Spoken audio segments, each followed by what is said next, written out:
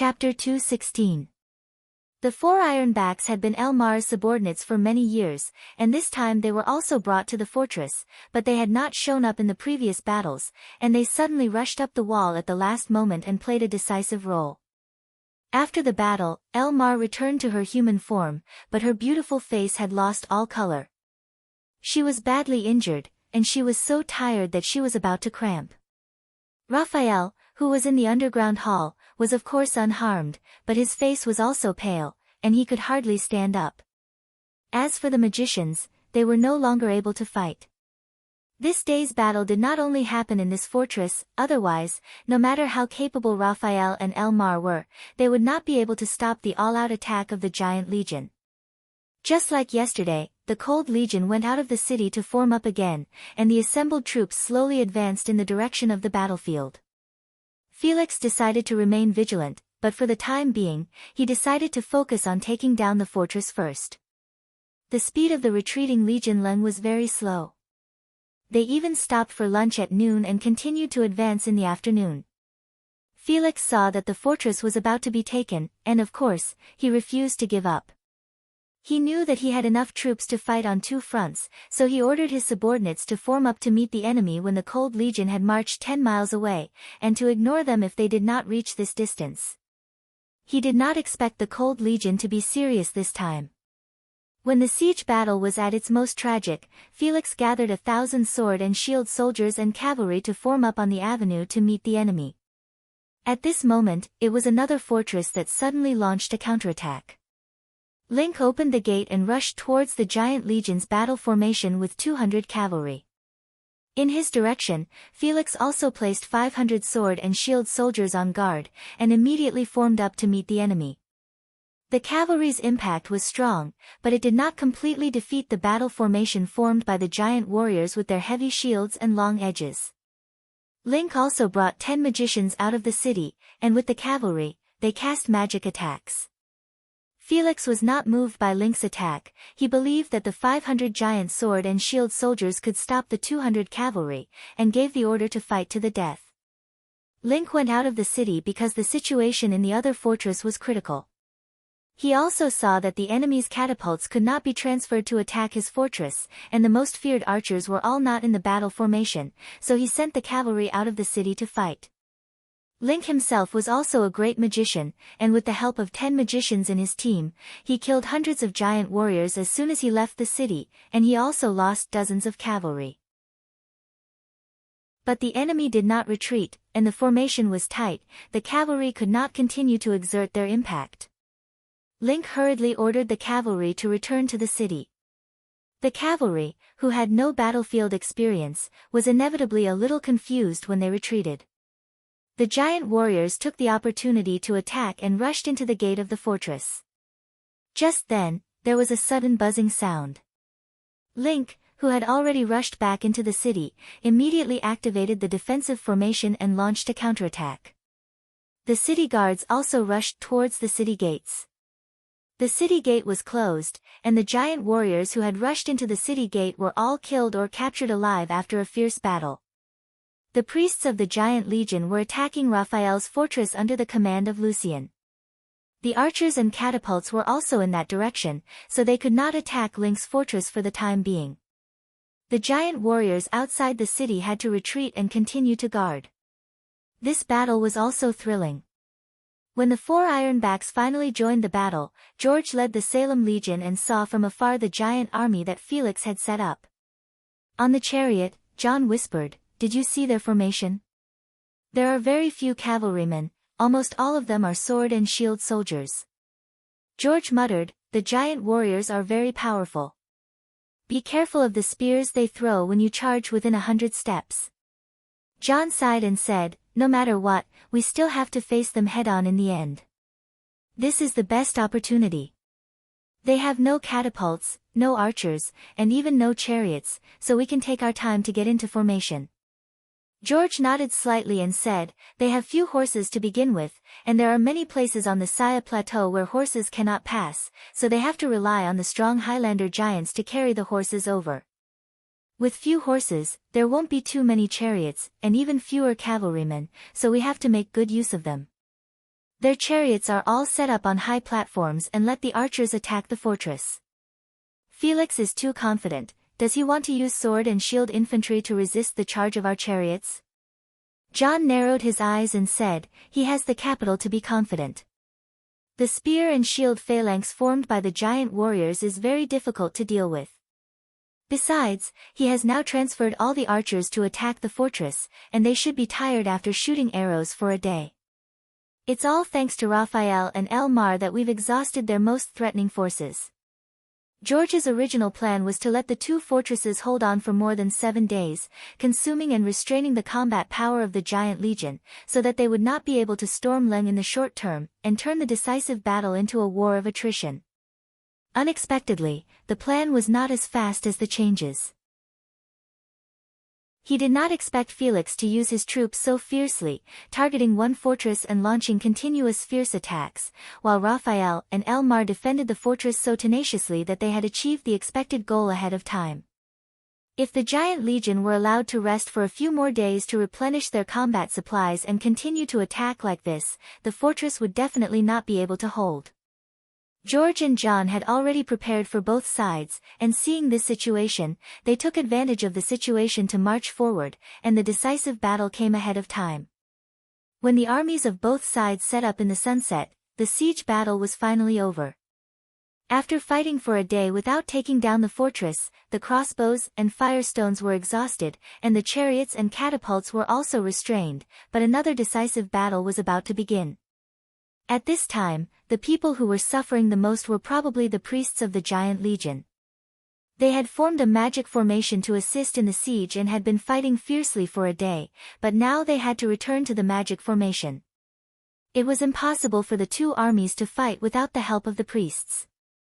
When the battle formation was set up, Felix was already flustered and exasperated. The head-on battle between the two armies that he longed for had arrived when he least expected it. He waved his giant sword and was about to curse when he suddenly heard the rumbling of hooves, and the chariots of the Leng Legion suddenly charged forward. John was slow when he marched, but when he got close, he would fight as soon as he said he would, without a single word of nonsense. The war drums sounded, and George flew into the air. In the center of the Salong formation were 12 priests holding staffs. They were the 12 judges. George had sent all the mages to the two fortresses, and the 12 judges were the last priests that could be used in Leng, and they could not only cast magic but also attack in close combat. Each chariot was pulled by 2 horses, and on each chariot was a driver, a sharpshooter with a shield and a sword, and a crossbowman. They rushed to the front of the formation and fired arrows, and on both sides of the chariot formation were armored cavalry to assist in the attack. After the rain of arrows, the giants also threw their spears, and the neighing of horses and screams of pain continued. A general, surrounded by his guards, jumped off the chariot and rushed straight to Felix's position, and the spears shot at him were all swept away by the gust of wind. This man was really a fool, and in the blink of an eye, he had already killed his way into Felix's guards, and the guards of both sides immediately fought. Felix shouted and jumped up with his sword in hand. "Who are you?" The general shouted, "John." Then a dazzling white light burst, and the huge energy shock caused the surrounding warriors to fall to the ground. John was already fighting with Felix, and the chariots behind also crashed into the spear and shield formation of the giant warriors, and the battle unfolded in full swing under the dusk. The chief priest of the giant legion, Lucian, secretly complained. The charge launched by the other side's general named John was so powerful that he jumped off the chariot halfway and charged into the formation on foot, dragging the commander Felix into the melee, and the others could not get close at all. The battle had just begun, and the head of the legion himself was no longer able to command the formation, so the responsibility of commanding the battle fell to him, the chief priest, which was unexpected. The Salong Legion seemed to have seen the weakness of the giant legion's misconfiguration, and launched a charge with chariots, while the armored cavalry protected the two sides of the chariots, which was the most feared tactic of the spear and shield formation. Fortunately, the giant warriors were strong, and the giant shields in their hands were amazingly heavy, so they were able to resist for a while. But the timing of the outbreak of the battle was a bit wrong. It was almost dark, and after a long time, it was bound to fall into a melee with unclear vision, which was very disadvantageous for the infantry in formation, as it was difficult to ensure that the front and rear of the formation could advance and retreat in an orderly manner. Thinking of this, Lucian ordered a countercharge to eliminate the other side's priests at all costs. Because he found that the other side had a supreme mage commanding the whole army, but the number of priests was very small, and only 12 followed the chariots forward in formation. Their position was too close, and the other side's commander seemed to have made a mistake. He should not have placed the priests so close to the front line. There was a vacuum in the middle of the battlefield, which was the place where John and Felix were fighting fiercely, and the two generals' personal guards were also repeatedly charging around. Under Lucian's command, the priests worked together to apply various protections to the most elite giant warriors, bypassing this battle, and desperately counterattacked the center of the chariot formation. After this round of fierce assault, the giant warriors threw spears at the 12 judges, and the spears whistled like raindrops. The spears they threw from dozens of paces away could even pierce a wall. However, something surprising happened. The priests actually swung their iron rods, and with a thunderous sound, it was as if a large net of swords had formed, sweeping away the incoming spears, and then they actually rushed over. Sandstorms and flames appeared in front of the 12 judges, and the dust on the ground rolled up and hit the giant warriors' shields with loud bangs, making the giant warriors unable to hold their shields steadily. George waved his staff down in the air, and countless white lights shot down like arrows, defeating the countercharge launched by the giant legion. Lucian was dumbfounded. What kind of priests are they? They are actually charging on the front line. The battle between the two armies did not last long, but Lucian had been waiting bitterly, fearing that something would happen to the commander-in-chief Felix. Once the center of the battle formation was broken, the morale of the entire army would be greatly weakened. Felix was very annoyed. He did not expect that the other side would have a supreme warrior who could penetrate his personal guards and directly fight with him, and this person knew magic. A powerful energy impact burst out with the sword rays, and lightning shot out in all directions, entangling him tightly. Most of the Highland giants were born with divine power, but everything had its pros and cons. Most of them were simple-minded and had well-developed limbs. Although they were much stronger than warriors of the same level, it was very difficult for them to train to a higher level. The warriors of the giant legion were all Highland giants, the elites of the Assyrian kingdom, but there were only 2 supreme warriors. The front commander, Jufei, had been injured during the siege, which allowed John to succeed in his surprise attack on the commander-in-chief.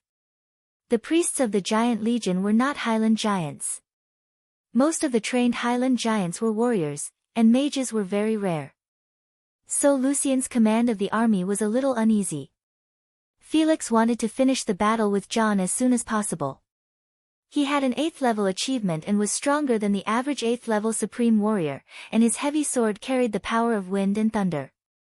Unexpectedly, Hardadef was able to withstand it. His entire body's joints emitted explosive sounds, bringing with it a wave of manic power. He did not retreat in the slightest. It was soon dark, and the casualties of the retreating legion's chariot charge were not small, leaving the wreckage of chariots and horses all over the wilderness, but they broke through the 2 layers of defense of the giant legion and repelled a counterattack. Lucian pushed the battle formation at the back to the front, and all the soldiers let out hoarse shouts. Arrows were constantly flying, swords and spears were clashing, and the sound of chariots colliding with giant shields was endless. A loud shout came, and a powerful energy surged out from the center of the battle formation, and 2 figures shot out in a somersault. Felix finally unleashed his most powerful slash, and the giant's sword with an arc of light collided with John's sword. The 2 swords were forcibly chipped, and the impact sent both of them flying backward, and the commander finally escaped from the melee. Seeing this scene, Lucian hurriedly gave the order to blow the horn, and the last row of guns and shields left a gap to advance forward. The tired soldiers in front of him fought and retreated like the tide. He wanted to stabilize his position and end this chaotic battle before nightfall. At the same time, the horns sounded from the retreating legion, and the chariots no longer charged, and the battle ended with the fall of nightfall.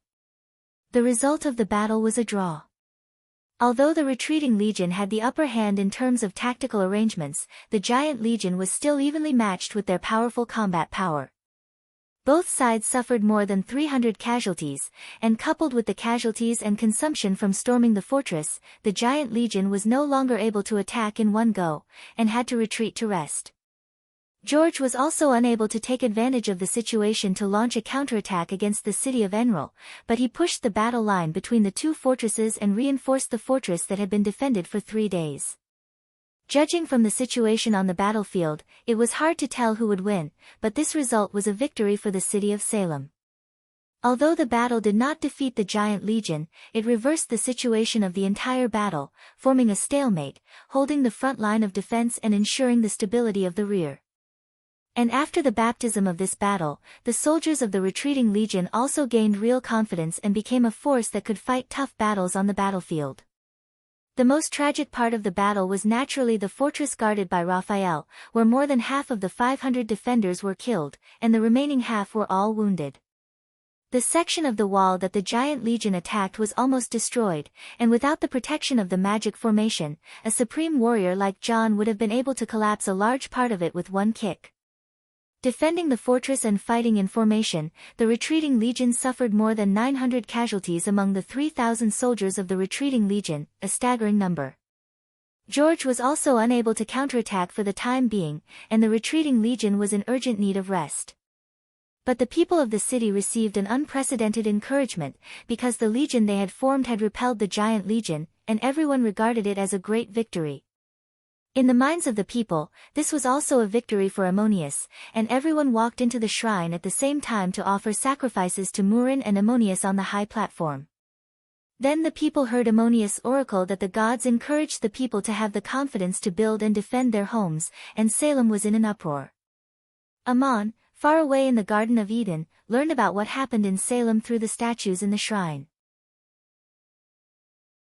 The principles of the battle against Enril had long been established, and Ammon did not want to intervene in the battle, unless George made some mistakes in his command.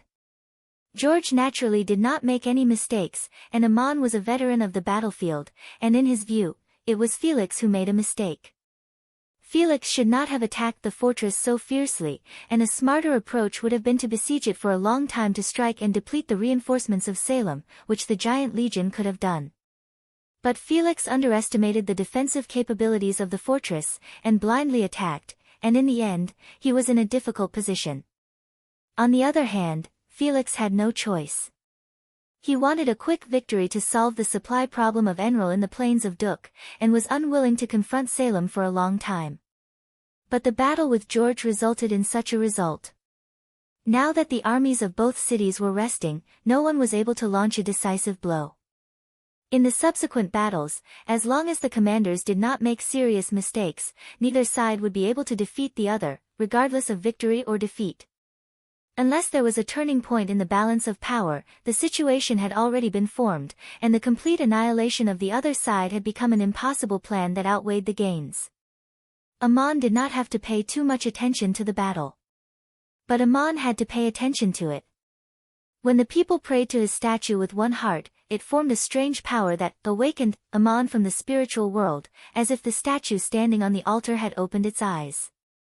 Ammon finally understood one thing. Building a shrine to accept the sacrifices of the people so that the soul could absorb endless power was not without restrictions. When everyone focused their faith on summoning him, his soul would also be disturbed, and he would even have to watch it all. For the first time, Ammon was forced, by the faith of the believers, to open his eyes on the altar, and his training in the Garden of Eden was temporarily disturbed. He had absorbed this power, and it was only natural that he should pay the price of being coerced by this power at this time. In this case, Ammon simply took advantage of the situation and gave an oracle to encourage the people. The celebration in the city was just a small interlude, and then Ammon continued to train in the Garden of Eden.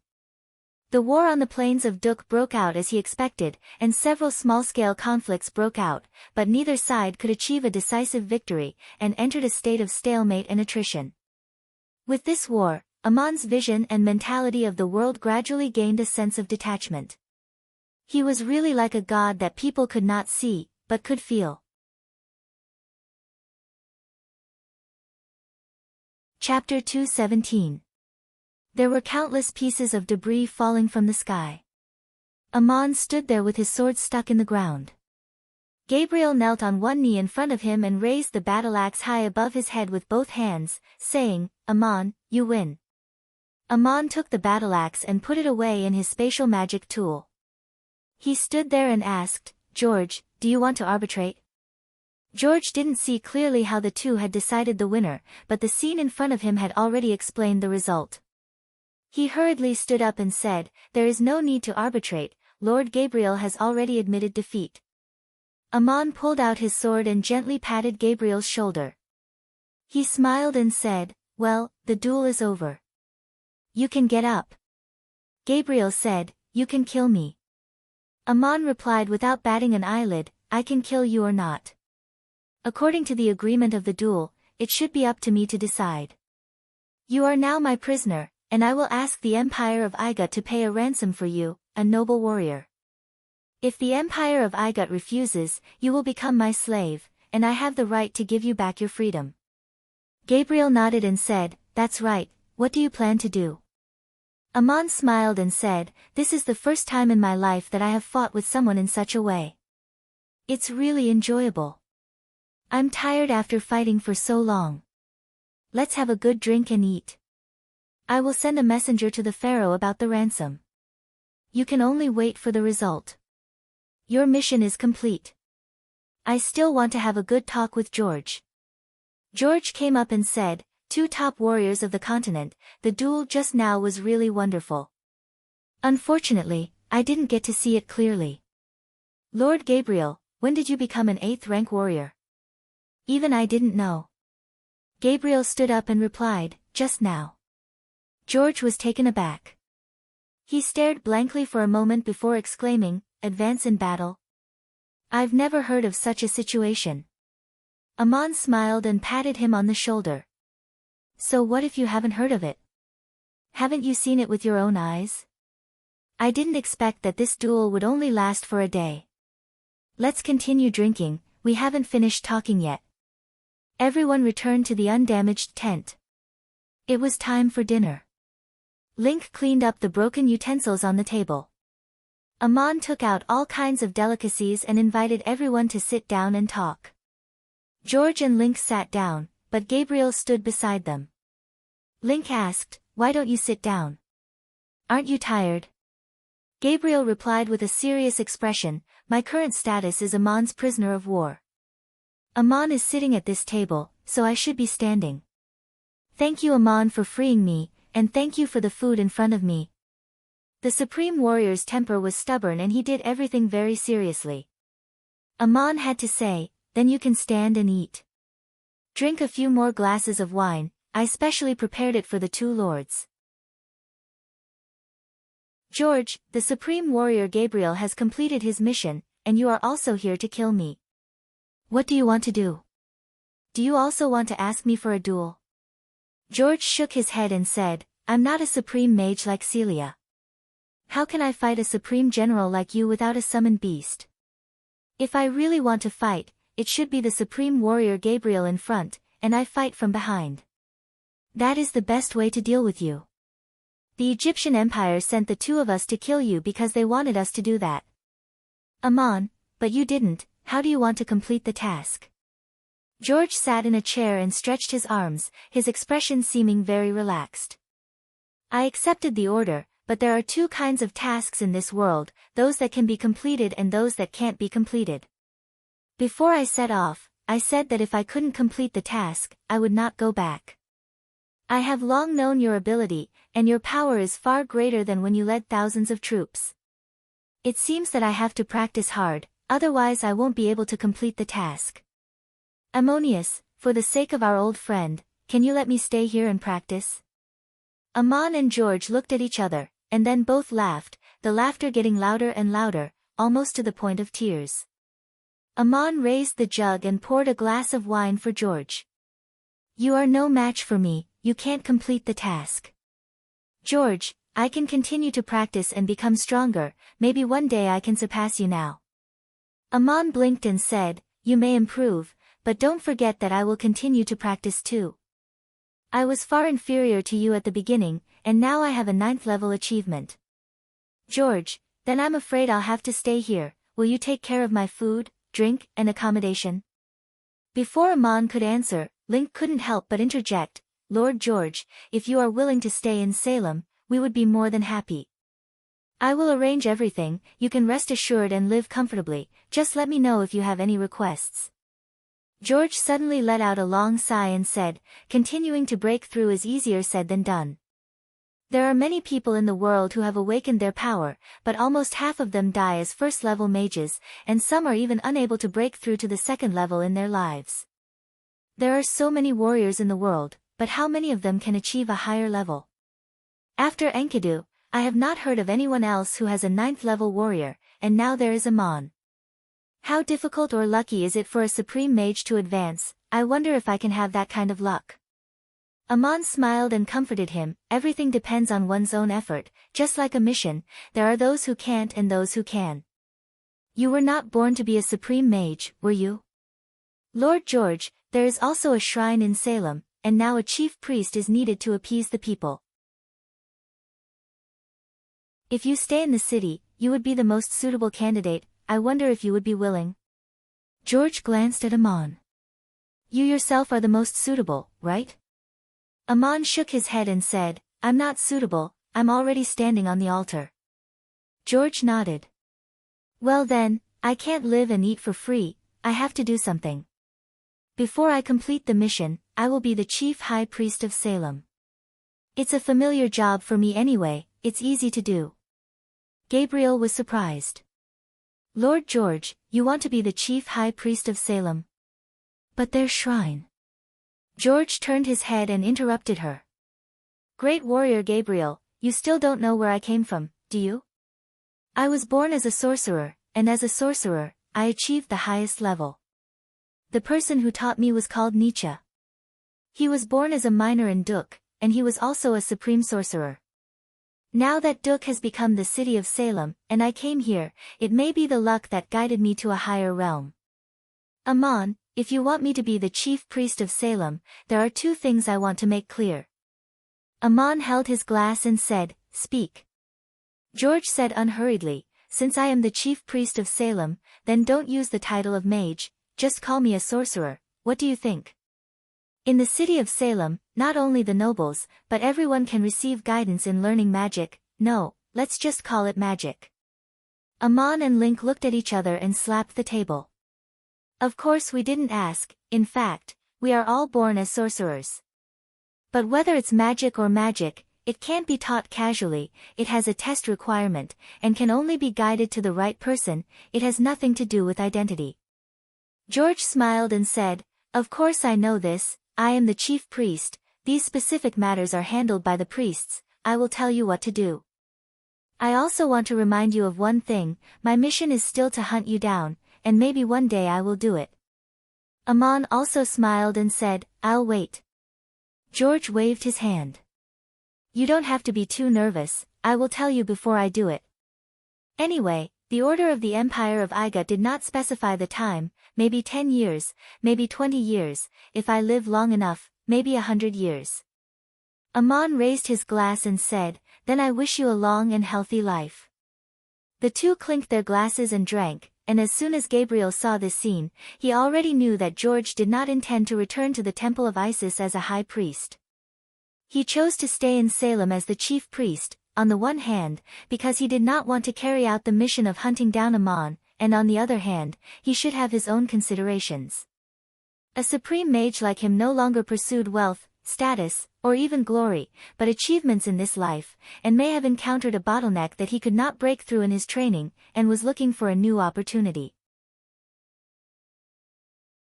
Gabriel was pondering there when Amon suddenly turned around and handed over a cowhide envelope. Want to know what Maria said to me? It's about you, see for yourself. Gabriel took the envelope and took out the papyrus inside, only to see that it read, Gabriel had to accept the order of the Empire to hunt you down, I know her temper, she will only fight you, so that it does not violate her beliefs. She has lost her power now, just like you did back then, this is a test. I hope you can help and guide her through the test, but everything is up to her own choice, and I wish her and you well. Aman, I have always known what you are doing, and I understand your love and your pursuit. Gabriel held the papyrus for a long time and read the simple lines of words over and over again, his fingers trembling slightly. After a long time, he looked up and said, I didn't mention it to anyone, so the adoratress saw through it and knew that I had lost my power. No wonder she asked me to give this letter to you before the fight. Aman sighed. You never read this letter at all, although it has always been with you. How incredible it is for a warrior to hand a letter to his opponent before a duel, telling the opponent that he has lost his power. Maria may have been afraid that I would accidentally hurt you, so I asked you if you wanted to change the time and place, but you still insisted on the duel today. Gabriel replied, even if I did not lose my power, I knew that I was no match for you, and I knew the result when I asked for the duel. During the duel, I forgot what kind of power I used to have, and I just did what I could. No matter how strong you are, you will advance unconsciously during the battle. Aman asked with great interest, I have a personal question. For a 7th level supreme warrior like you, when you advance to the 8th level, do you usually lose your power?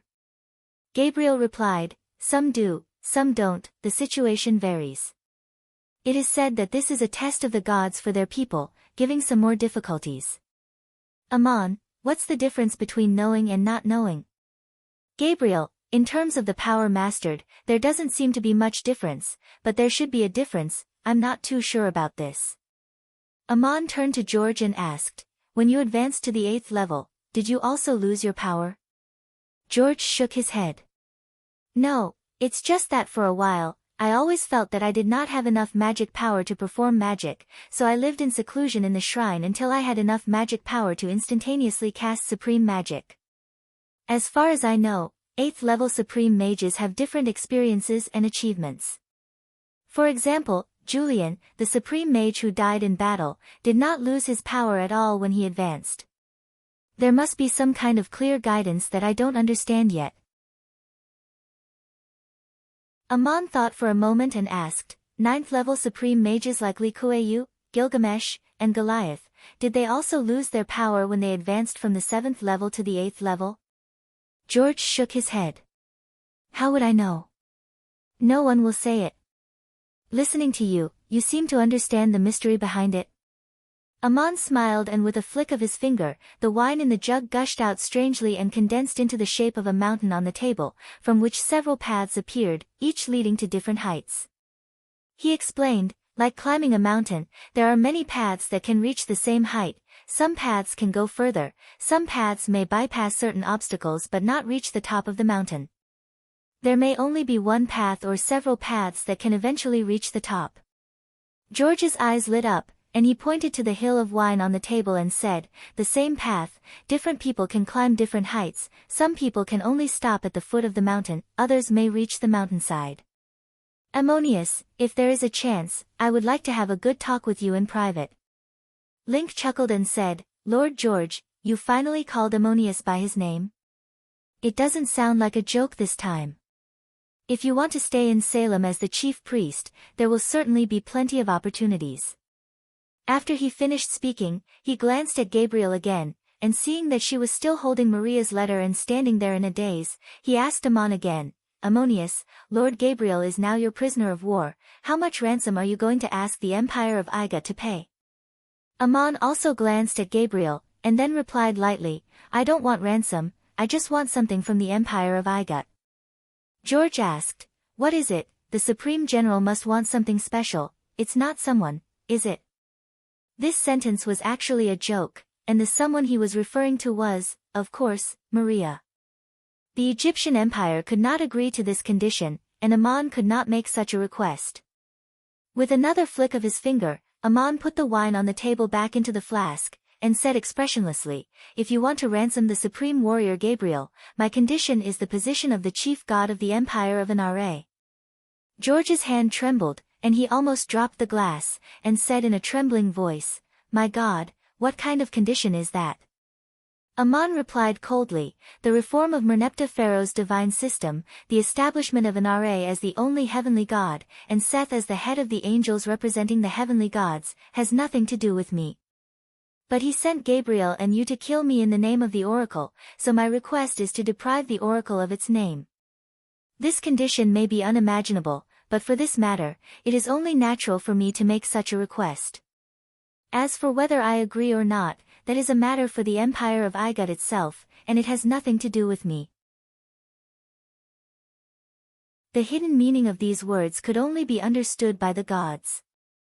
In the name of believing in an Ra as the only heavenly god, Seth occupied the position of the chief god of the Ennead, and guided Merneptah Pharaoh to carry out a religious reform, but sent down an oracle to let the empire of Igut send people to hunt down Aman and prevent his people from returning to the plains of Duk. Now Amon's condition was that if they wanted to ransom Aman, they would have to exchange it with the position of the chief god believed in by the empire of Igut. This was simply beyond the imagination of the world, and perhaps even the craziest madman would not be able to say such a thing. But calmly analyzing the causes and effects, the conditions proposed by Aman, while inconceivable, were not unreasonable. It was impossible for the empire of Igut to agree to such a condition in order to ransom a supreme warrior, and even saying it would be blasphemy, and Aman did not want them to agree, he just wanted them to propose it. George and Link recovered from their shock and looked quietly at Gabriel again, thinking to themselves that this supreme warrior would probably never be able to return. The shock on Gabriel's face was indescribable, as if he had heard the most impossible language in the world. Night had fallen, and there were no lights in the valley, and Gabriel stood in the darkness and finally spoke, Aman, you made such a condition to make it impossible for the empire of Igut to ransom me. So what do you plan to do with me, as your slave or free me? Aman asked in return, you don't have to ask these questions for now, I will make a decision when the empire of Igut officially rejects my request. Now I just want to ask you one question, it must seem crazy to others for me to make such a condition, but you know the process of this matter, does it make sense? Gabriel pondered for a long time and finally nodded. It makes sense, but it is also your own idea. Aman smiled. It is indeed just my own idea, and Merneptah can't stop me from thinking what I am thinking. If he is unhappy, then so be it, even if he flies into a rage in the palace. Gabriel, Maria entrusted you to give me a letter, didn't she give you an explanation? Gabriel, the adoratress also gave me a letter, and specifically told me to open it only after the fight. I haven't had time to read it yet, so I don't know what it says. Aman waved his hand. Then read it, if you don't want to say it, I won't ask. Gabriel took out another cowhide envelope from his arms, opened it, and pulled out a piece of straw paper. In the dim light of the night, he saw that it read, You have lost your power, I know that, and I have told Aman. I know your personality very well, and only by formally dueling with Aman according to aristocratic etiquette can you be freed from your mission. Even if you have lost your power, you will still make this request. Otherwise, you will not pass the test, and only when you make a choice will you receive true guidance. Now that you have seen this letter, perhaps you have passed the test and will face another choice. Aman will make a ransom request that the empire of Igut simply cannot accept, and you will become his prisoner of war, and after the empire of Igut formally rejects it, he will release you and return your freedom. At that time, what kind of guidance will you receive in your faith?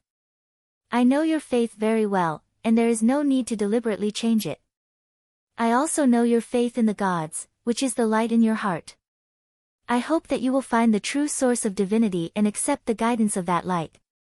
Finally, I also want to ask you a favor, if one day Aman is sad and heartbroken, please protect him, as you once protected me.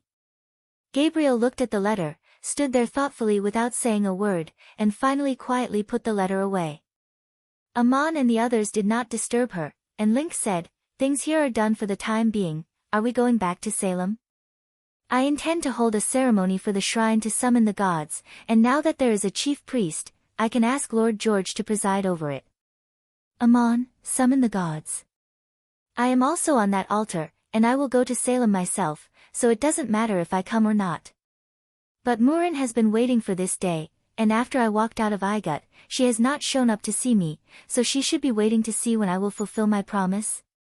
Link winked and said, "The goddess hasn't seen you all this time. Don't you miss her a lot?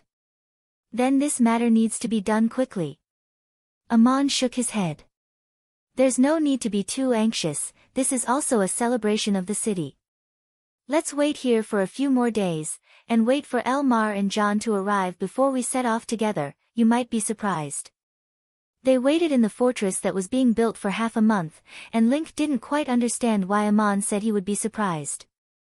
When John and Raphael walked out of the charcoal marsh half a month later, Link did not recognize Elmar at first, and only saw an enchanting girl beside Raphael wearing a robe that clearly did not fit, the attire of the Hittite kingdom's priests, and should be Raphael's clothes.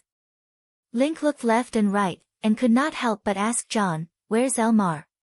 Where did that big guy go? And who is this beautiful girl?"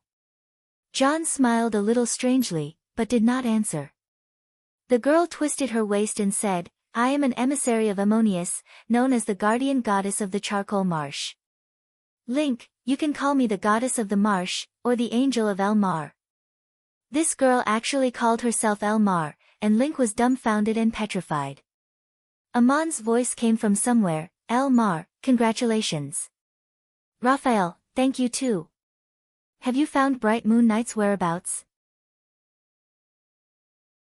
Elmar bowed and replied, "We have been searching for traces along the way, but unfortunately we did not find him, and we were afraid of delaying your business, so we came out as soon as possible."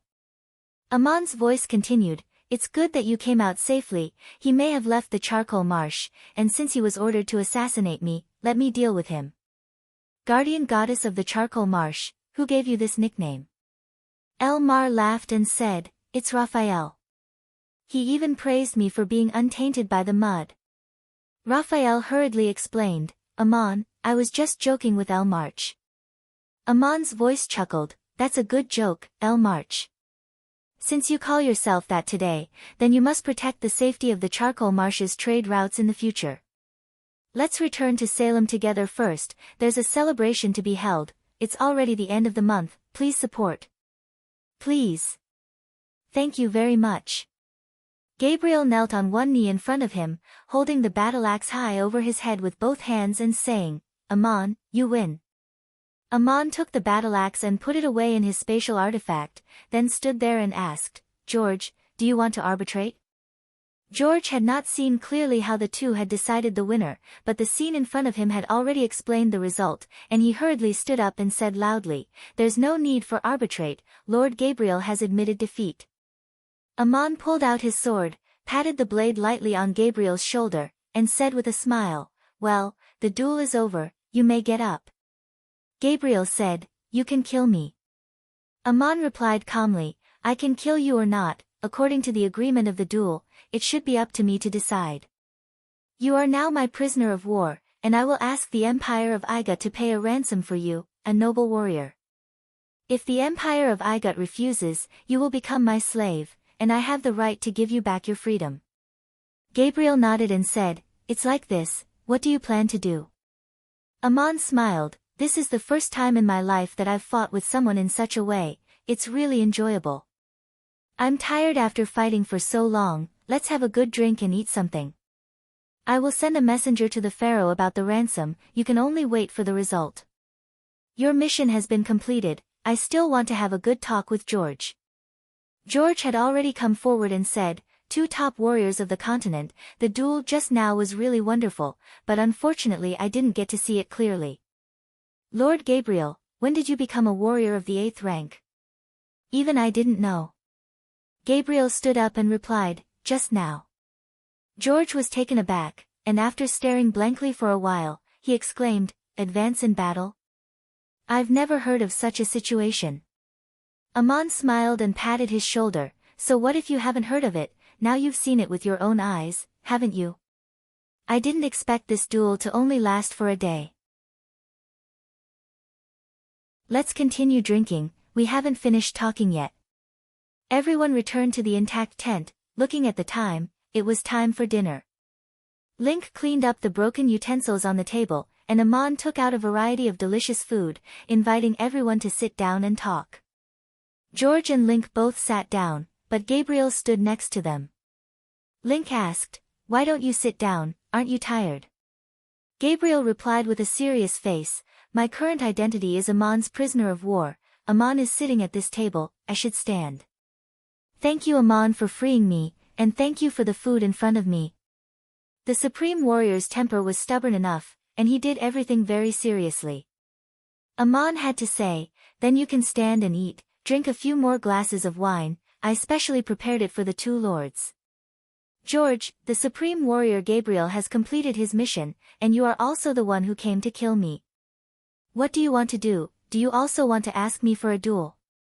George shook his head and said, "I'm not a supreme mage like Celia, how can I fight a supreme general like you without a summoned beast? If I really want to fight, it should be the Supreme Warrior Gabriel in front, and I fight in the back. That is the best way to deal with you. The Egyptian Empire sent the two of us to kill you, just because they want us to do so. Aman, but you didn't, how do you want to complete the task?" George sat in a chair and stretched his arms, his expression seeming very relaxed. "I accepted the order, but there are two kinds of tasks in this world, those that can be completed and those that can't be completed. Before I set out, I said that if I can't complete the task, I will not go back. I have long known your ability, and your power is far greater than when you led thousands of troops. It seems that I have to practice hard, otherwise I won't be able to complete the task. Ammonius, for the sake of an old friend, can you let me stay here and practice?" Aman and George looked at each other, and then both laughed, the laughter getting louder and louder, almost to the point of tears. Aman raised the jug and poured a glass of wine for George, saying, "You are no match for me, you can't complete the task. George, I can continue to practice and become stronger, maybe one day I will surpass you now." Aman blinked and said, "You may improve, but don't forget that I will continue to practice too. I was far inferior to you at the beginning, and now I have a 9th level achievement. George, then I'm afraid I'll have to stay here, will you take care of my food, drink, and accommodation?" Before Aman could answer, Link couldn't help but interject, "Lord George, if you are willing to stay in Salem, we would be more than happy. I will arrange everything, you can rest assured and live comfortably, just let me know if you have any requests." George suddenly let out a long sigh and said, "Continuing to break through is easier said than done. There are many people in the world who have awakened their power, but almost half of them die as first-level mages, unable to break through to the second level in their lives. There are so many warriors in the world, but how many of them can achieve a higher level? After Enkidu, I have not heard of anyone else who has achieved the 9th level, and now there is Aman. How difficult or lucky is it for a supreme mage to advance? I wonder if I can have that kind of luck." Aman smiled and comforted him, "Everything depends on one's own effort, just like a mission, there are those who can't and those who can. You were not born to be a supreme mage, were you? Lord George, there is also a shrine in Salem, and now a chief priest is needed to appease the people. If you stay in the city, you would be the most suitable candidate, I wonder if you would be willing?" George glanced at Aman, "You yourself are the most suitable, right?" Aman shook his head and said, "I'm not suitable, I'm already standing on the altar." George nodded. "Well, I can't live and eat for free, I have to do something. Before I complete the mission, I will be the chief high priest of Salem. It's a familiar job for me anyway, it's easy to do." Gabriel said in surprise, "Lord George, you want to be the chief high priest of Salem? But their shrine." George turned his head and interrupted her, "Great warrior Gabriel, you still don't know where I came from, do you? I was born as a sorcerer, and as a sorcerer, I achieved the highest level. The person who taught me was called Nietzsche. He was born as a miner in Duk, and he was also a supreme sorcerer. Now that Duk has become the city of Salem, and I came here, it may be the luck that guided me to a higher realm. Aman, if you want me to be the chief priest of Salem, there are two things I want to make clear." Aman held his glass and said, "Go ahead." George said unhurriedly, "Since I am the chief priest of Salem, then don't use the title of mage, just call me sorcerer, what do you think?" In the city of Salem, not only the nobles, but everyone can receive guidance in learning magic. No, let's just call it magic. Amon and Link looked at each other and slapped the table. Of course we didn't ask, in fact, we are all born as sorcerers. But whether it's magic or magic, it can't be taught casually, it has a test requirement, and can only be guided to the right person. It has nothing to do with identity. George smiled and said, "Of course I know this, I am the chief priest, these specific matters are handled by the priests, I will tell you what to do. I also want to remind you of one thing, my mission is still to hunt you down, and maybe one day I will do it." Amon also smiled and said, "I'll wait." George waved his hand. "You don't have to be too nervous, I will tell you before I do it." Anyway, the Order of the Empire of Iga did not specify the time, maybe 10 years, maybe 20 years, if I live long enough, maybe 100 years. Amon raised his glass and said, "Then I wish you a long and healthy life." The two clinked their glasses and drank, and as soon as Gabriel saw this scene, he already knew that George did not intend to return to the Temple of Isis as a high priest. He chose to stay in Salem as the chief priest, on the one hand, because he did not want to carry out the mission of hunting down Amon, and on the other hand, he should have his own considerations. A supreme mage like him no longer pursued wealth, status, or even glory, but achievements in this life, and may have encountered a bottleneck that he could not break through in his training, and was looking for a new opportunity. Gabriel was pondering there when Amon suddenly turned around and handed over a cowhide envelope. "Want to know what Maria said to me? It's about you, see for yourself." Gabriel took the envelope and took out the papyrus inside, only to see that it read, "Gabriel had to accept the order of the Empire to hunt you down. I know her temper, she will only fight you, so that it does not violate her beliefs. She has lost her power now, just like you did back then, this is a test. I hope you can help and guide her through the test, but everything is up to her own choice, and I wish her and you well. Amon, I have always known what you are doing, and I understand your love and your pursuit." Gabriel held the papyrus for a long time and read the simple lines of words over and over again, his fingers trembling slightly.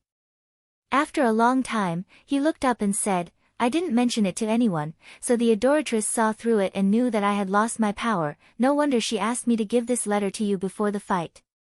Amon sighed. "You never read this letter at all, although it has always been with you.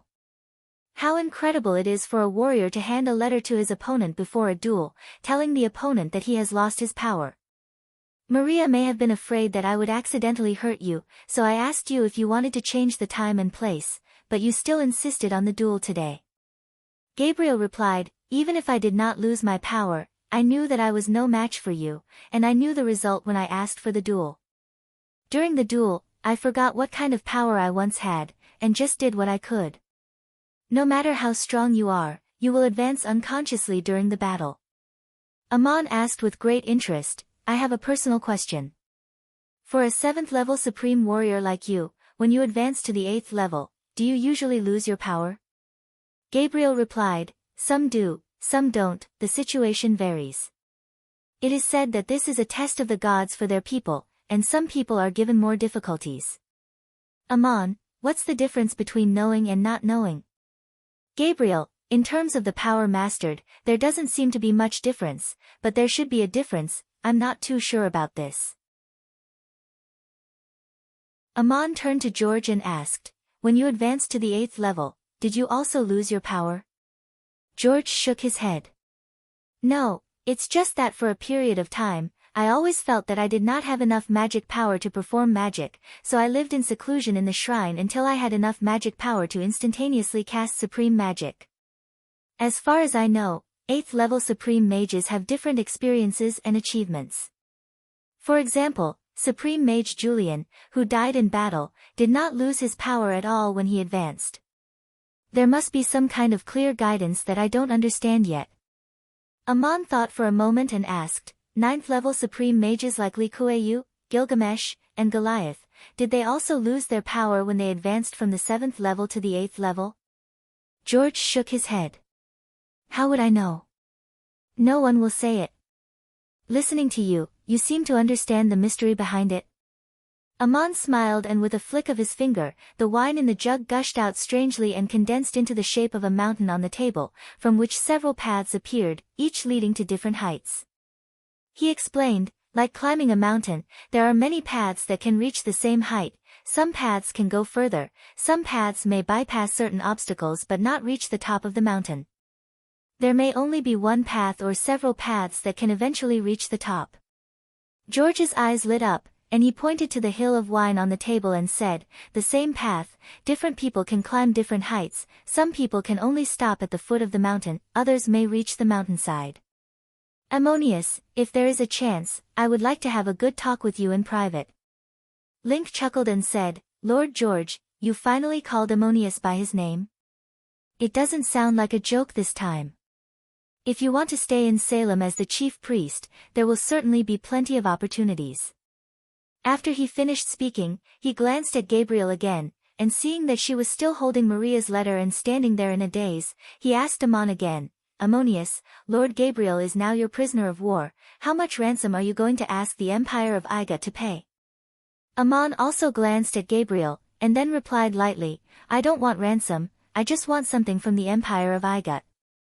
George asked, what is it? The Supreme General must want something special, it's not someone, is it? This sentence was actually a joke, and the someone he was referring to was, of course, Maria.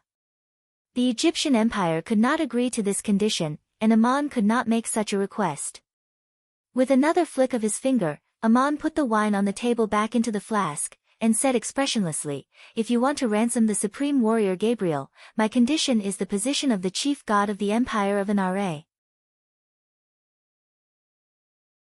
George's hand trembled, and he almost dropped the glass, and said in a trembling voice, my God, what kind of condition is that?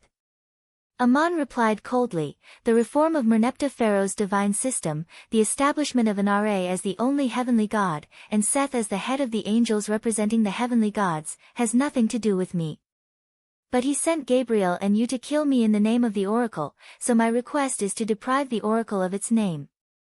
This condition may be unimaginable, but for this matter, it is only natural for me to make such a request. As for whether I agree or not, that is also a matter for the Empire of Iga itself, and it has nothing to do with me. The hidden meaning of these words could only be understood by the gods. In the name of believing in Nra as the only heavenly god, Seth occupied the position of the chief god of the Ennead and guided Merneptah Pharaoh to carry out a religious reform, but sent down an oracle to let the Empire of Iga send people to hunt down Ammon and prevent his people from returning to the plains of Duk. Now Ammon's condition was that if they wanted to ransom Ammon, they would have to exchange it with the position of the chief god believed in by the Empire of Iga. This was simply beyond the imagination of the world, and perhaps even the craziest madman would not be able to say such a thing. But calmly analyzing the causes and effects, the conditions proposed by Ammon, while inconceivable, were not unreasonable. It was impossible for the Empire of Iga to agree to such a condition in order to ransom a supreme warrior, and even saying it would be blasphemy, and Ammon did not want them to agree, he just wanted them to propose it. George and Link recovered from their shock and looked quietly at Gabriel again, thinking to themselves that this supreme warrior would probably never be able to return. The shock on Gabriel's face was indescribable, as if he had heard the most impossible language in the world. Night had fallen, and there were no lights in the valley, and Gabriel stood in the darkness and finally spoke, Ammon, you made such a condition to make it impossible for the Empire of Iga to ransom me. So what do you plan to do with me, as your slave, or free me? Ammon asked in return, you don't have to ask these questions for now, I will make a decision when the Empire of Iga officially rejects my request. Now I just want to ask you one question, it must seem crazy to others for me to make such a condition, but you know the process of this matter, does it make sense? Gabriel pondered for a long time and finally nodded. It makes sense, but it is also your own idea. Ammon smiled. It is indeed just my own idea, and Merneptah can't stop me from thinking what I am thinking. If he is unhappy, then so be it, even if he flies into a rage in the palace. Gabriel, Maria entrusted you to give me a letter, did she not tell you anything? Gabriel, the adoratress also gave me a letter, and specifically told me to open it only after the deed is done. I haven't had time to read it yet, so I don't know what it says. Ammon waved his hand. Then read it. If you don't want to say it, I won't ask.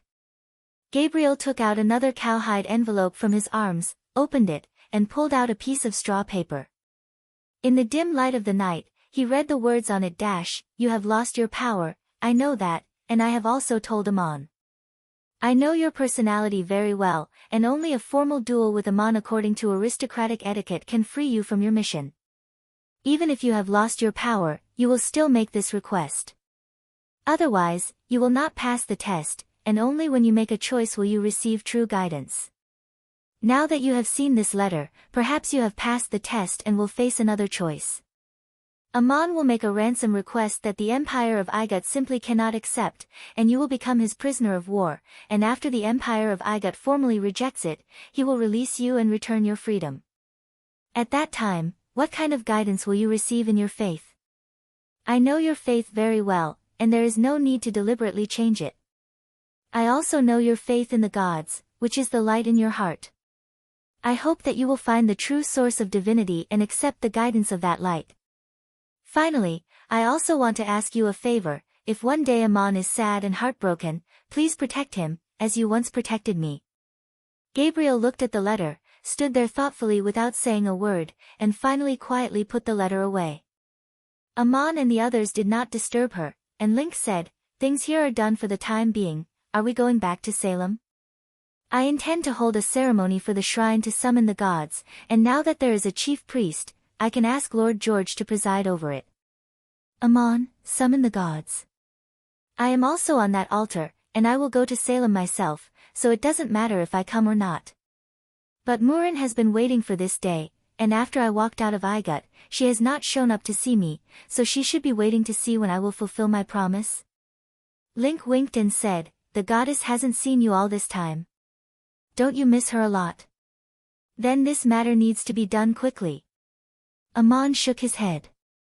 "There's no need to be too anxious, this is also a celebration of the city. Let's wait here for a few more days, and wait for Elmar and John to arrive before we set off together. You might be surprised." They waited in the fortress that was being built for half a month, and Link didn't quite understand why Ammon said he would be surprised. When John and Raphael walked out of the charcoal marsh half a month later, Link did not recognize Elmar at first, and only saw an enchanting girl beside Raphael wearing a robe that clearly did not fit, the attire of the Hittite kingdom's priests, and should be Raphael's clothes. Link looked left and right, and could not help but ask John, "Where's Elmar? Where did that big guy go? And who is this beautiful girl?" John smiled a little strangely, but did not answer. The girl twisted her waist and said, "I am an emissary of Ammonius, known as the guardian goddess of the charcoal marsh. Link, you can call me the goddess of the marsh, or the angel of Elmar." This girl actually called herself Elmar, and Link was dumbfounded and petrified. Ammon's voice came from somewhere, "Elmar, congratulations. Raphael, thank you too. Have you found Bright Moon Knight's whereabouts?" Elmar bowed and replied, "We have been searching for traces along the way, but unfortunately we did not find him, and we were afraid of delaying your business, so we came out as soon as possible." Ammon's voice continued, "It's good that you came out safely. He may have left the charcoal marsh, and since he was ordered to assassinate me, let me deal with him." "Guardian goddess of the charcoal marsh, who gave you this nickname?" Elmar laughed and said, "It's Raphael. He even praised me for being untainted by the mud." Raphael hurriedly explained, "Ammon, I was just joking with Elmarch." Ammon's voice chuckled. "That's a good joke, Elmarch. Since you call yourself that today, then you must protect the safety of the charcoal marsh's trade routes in the future. Let's return to Salem together first, there's a celebration to be held."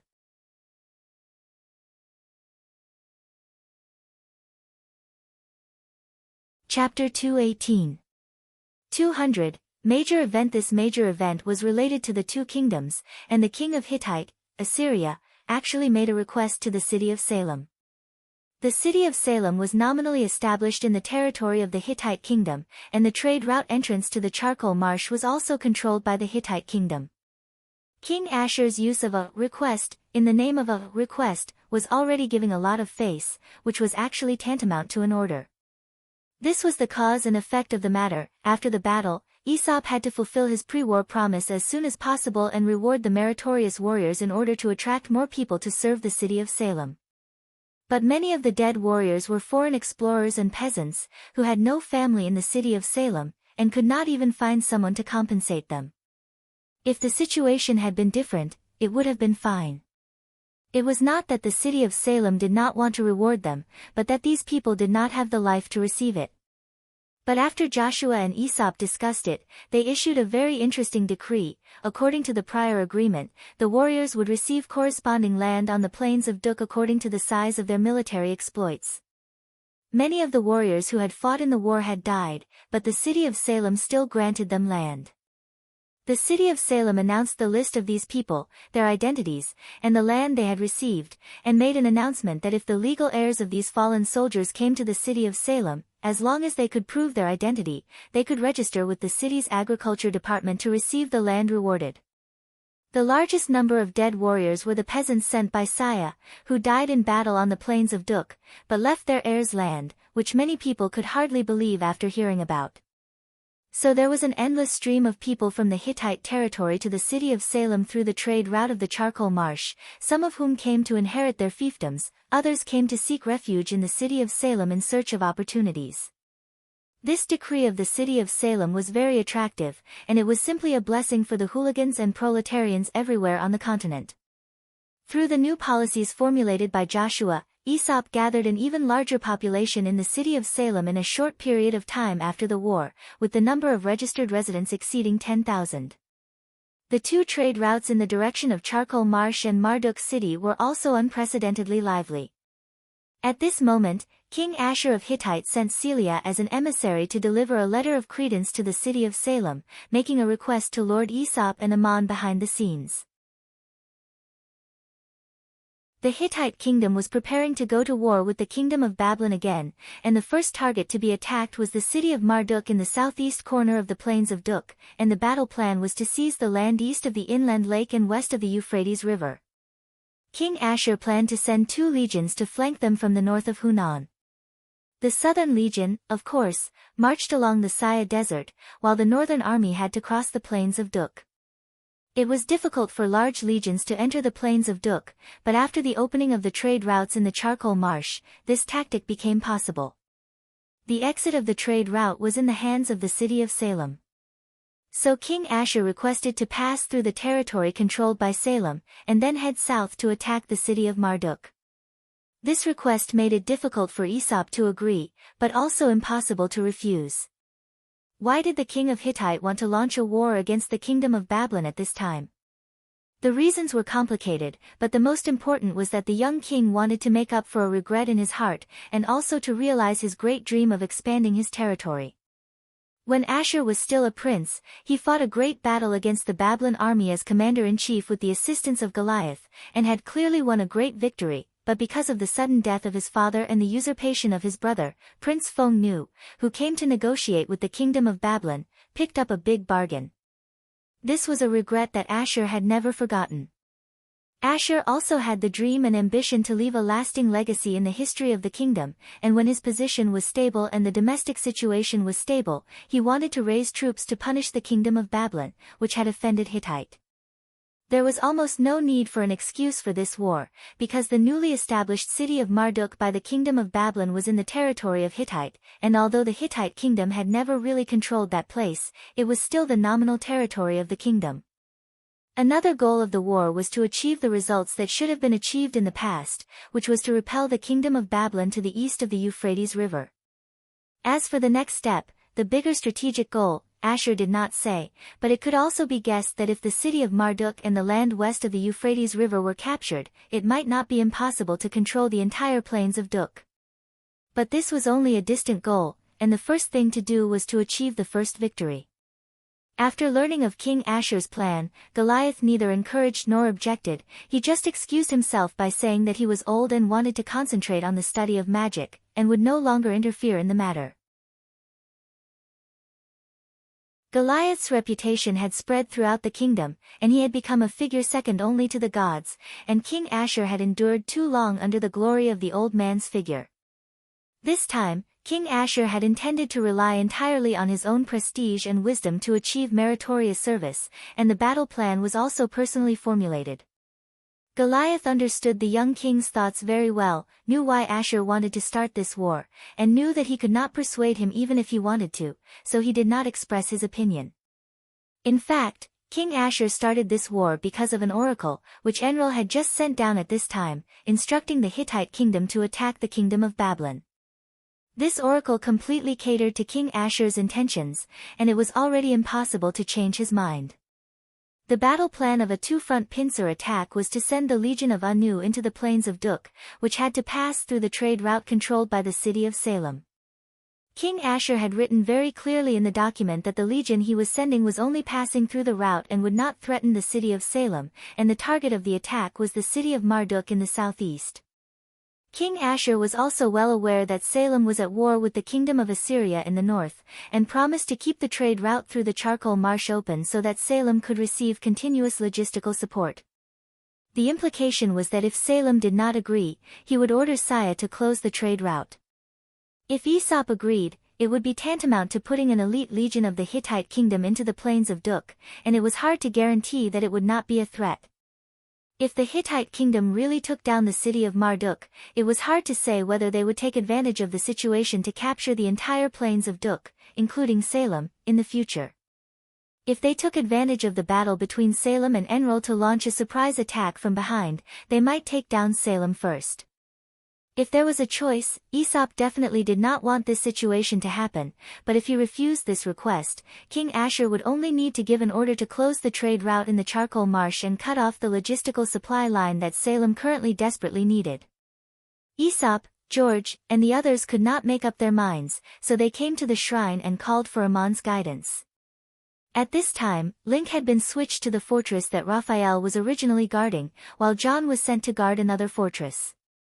Aesop, George, Elmar, and Raphael, who were left in Salem, all came to the shrine and prayed to the statue, reading out the document sent by King Asher. They knew that Amon would definitely be able to hear it, and as long as he wanted to pay attention, he would reply.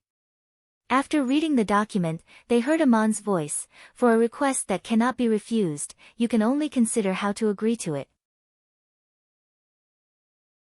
You must have discussed it. What exactly did you decide to do? Asher is sending a legion into the plains of Duk, and he should know what Salem is worried about, so there is no way he would not try to dispel your doubts. What kind of promise did he make?" Aesop smiled bitterly. "Just now we only read out the document, and Celia sent another appointment. King Asher has appointed you as the Prince of Salem, the glorious Supreme General, a title and status that is only higher than when you were in Igut. The Hittite kingdom has also granted you a large territory, 200 miles around the city of Salem, which was awarded to you by Lazith II Pharaoh back then. He also promised to open up trade, levy taxes, and Salem only has to provide services to the kingdom during the war." Amon's voice had a smile in it.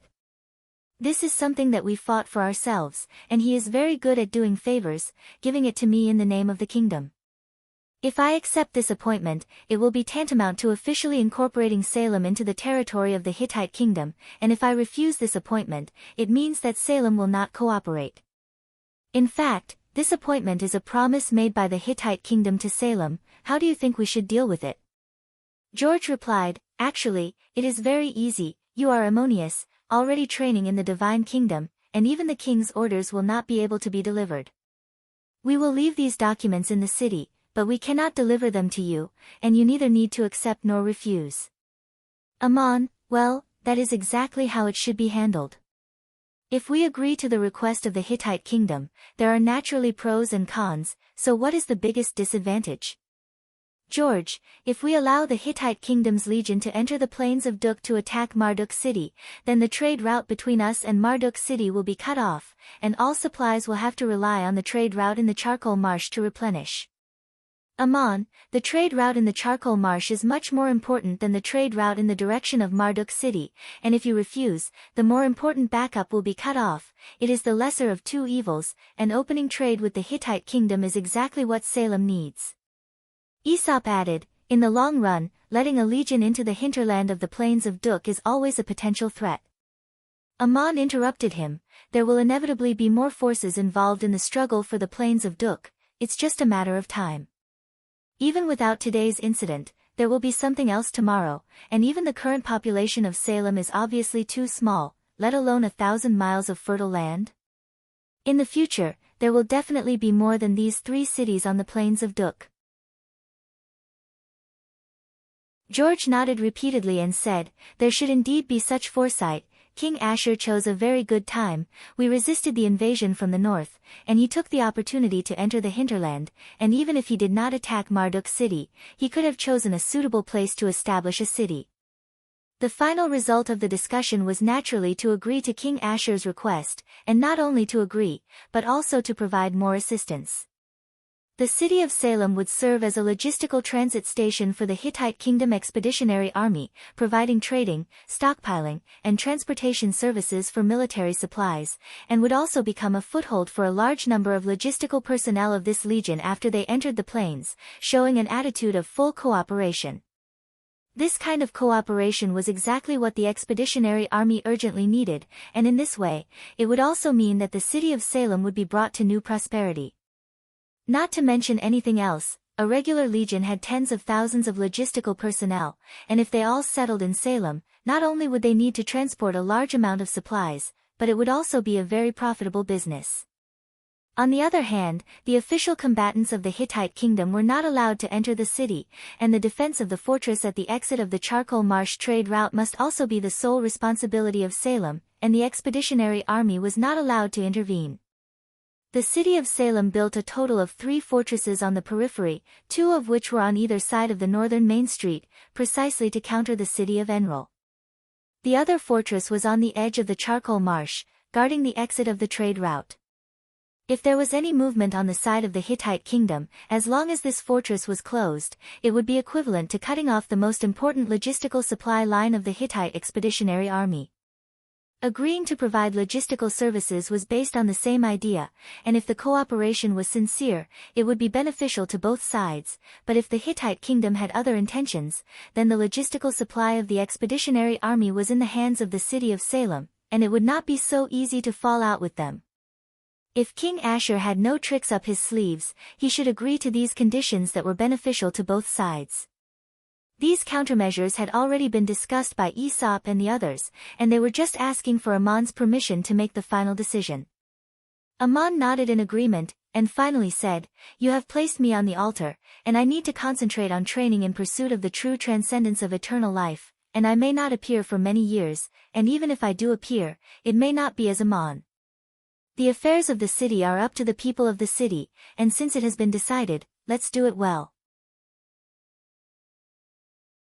The matter had been discussed, and Aesop and the others did not dare to disturb Ammonius' training any longer, and were about to bow and leave when Raphael touched his nose and coughed. "Ah, Ammonius, teacher Goliath wrote me a letter, and the letter also mentions something else, I think I should tell you." "Ammon, oh, what else did he say?"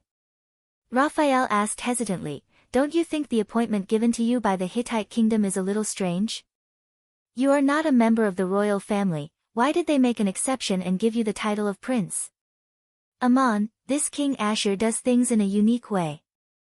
You are a Hittite noble and the high priest of Saya, I would like to hear your opinion." Raphael did not answer directly, but asked again, "Do you know why Ashur deliberately sent the supreme mage Celia as an envoy?" "As far as I know, the expeditionary force sent by the Hittite kingdom to the plains of Duk is the Legion of Anu, and Celia will be appointed as the chief priest.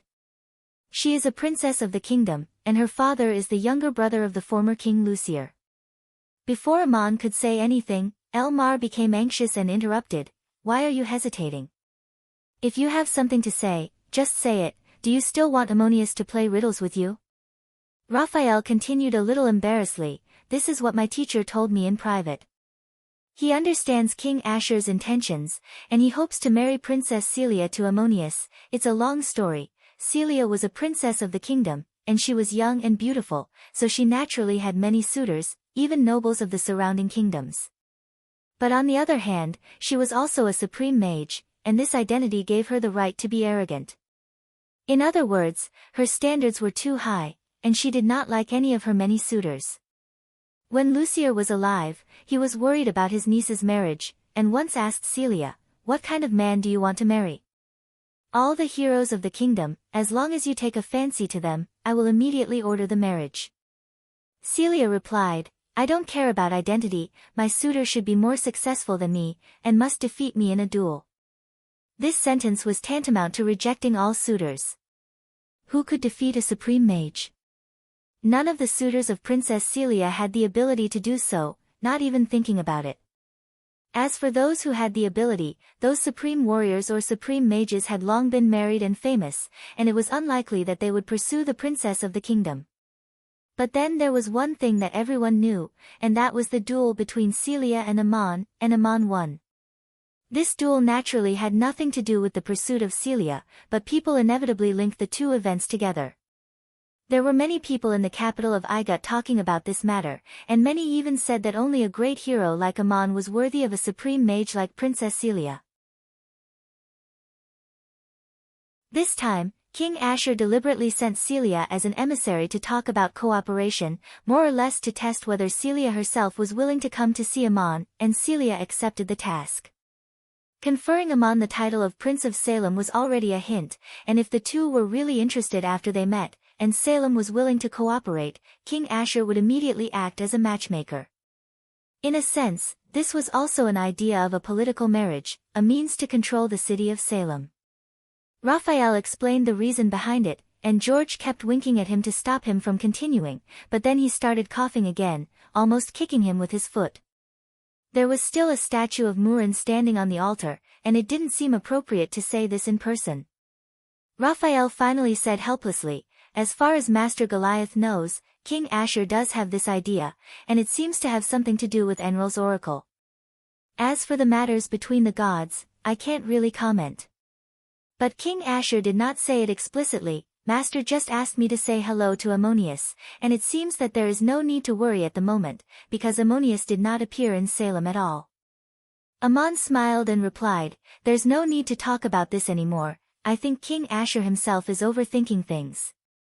Raphael added, "It's no wonder that His Majesty King would overthink things, you really don't have a family, and what kind of girl would be worthy of a great hero like you? To be fair, Princess Celia is an 8th level supreme mage, and it's rare for a woman on the continent to have such an achievement." Ammon, who was on the altar, was silent for a moment. Far away in the Garden of Eden, he inexplicably thought of another person, the adoratress of the Temple of Isis, Maria. The people in the shrine were waiting for Ammonius to speak, but suddenly they heard the statue let out a cry of surprise, "Gabriel, come quickly." Then there was silence, and no one could sense the gaze of the statue. Ammon suddenly left the shrine at this time, and was not even in the mood to listen to what was happening in Salem. George and the others looked at each other. Something big must have happened in the Garden of Eden. I bow to thank all my readers for their blessings, it's so touching. Coincidentally, the Dubhe just happened to complete 1,000,000 words today. Holding a cup in his right hand and pouring wine in his left, he celebrated himself.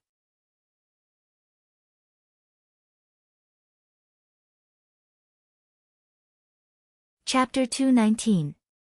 201. Ammon. The heartbroken Ammon was sitting in the huge cave in the belly of the mountain, talking to George and the others through the incarnation of the statue in the city of Salem. When he was lost in thought about Maria, something suddenly flew out of his arms and hung in the air, emitting a soft light. It was a taroculus, which could be used to record all kinds of information after being refined by magic. Ammon had been carrying this parangan with him for several years. Back then, he was still the captain of the guards of the Temple of Isis archives, a 6th-level warrior, and Maria decided to send him deep into the plains of Duk to investigate the terrain after the flood receded. Before leaving, Maria gave him this special crystal and told him that there was some kind of information in it that he might see in the future. Amon did not read any information in this Taraculus at the time, and at first he thought that his realm was not enough. But later, when he had achieved the 9th level of the power of origin and became a godlike existence on earth, he still could not read any information. But he could tell that this parangan had been specially processed and contained some kind of subtle reaction, which was the secret magic of the adoratress of Isis, which Amon did not understand very well. Today, this parangan suddenly flew out of his arms and was activated in the air. A blurry light and shadow first appeared in the belly of the mountain, and Maria's voice came from the light and shadow. Amon, I have something to say to you, call Gabriel over as well. Amon instantly realized what was going on with this parangan. It did not record any kind of information, but instead poured magical power into it and refined a sensing magic array with secret magic to transmit information over long distances. This transmission was one way, and Maria could send the information she wanted to tell him to Amon, but Amon could only see and listen, and could not say anything to Maria. In theory, the distance it could transmit information was infinite, but in reality, it was not without limits. This was related to the magical power that was poured into the creation process and the achievements of the caster. If Maria could sense its existence, she would be able to send a message over. However, she could only do it once. When the mana in the god's stone was exhausted, the transmission would end and the god's stone would be destroyed. Maria had given this parangan to Amon as a reward for his mission. She had only said one sentence at that time and had never mentioned it again. She had never asked if Amon had kept the parangan or used it for other purposes. However, Amon had always kept the god's stone with him. He did not expect to suddenly receive a message from Maria today. In his shock, Amon momentarily forgot that he was talking to George and the others. He opened his eyes and shouted at Gabriel in the belly of the mountain. His voice penetrated the mountain wall and spread throughout the Garden of Eden. Then, he was not in the mood to say anything more. He stood up and looked at the light and sound coming from the Taraculus nervously. He did not even notice that Gabriel had walked into the belly of the mountain. Amon saw Maria again. She was actually dressed as a young girl in his memory. She did not wear a golden crown or a scepter. She wore a white dress and stood in the light and said gently, Amon, I am Eiko. All these years, there are some things that I could not say to you. When the day comes that I can really say it, maybe we will never meet again. Maybe everything has changed. Maybe I will be by your side. All these are unknown. I cannot imagine it, so I left you this Taraculus.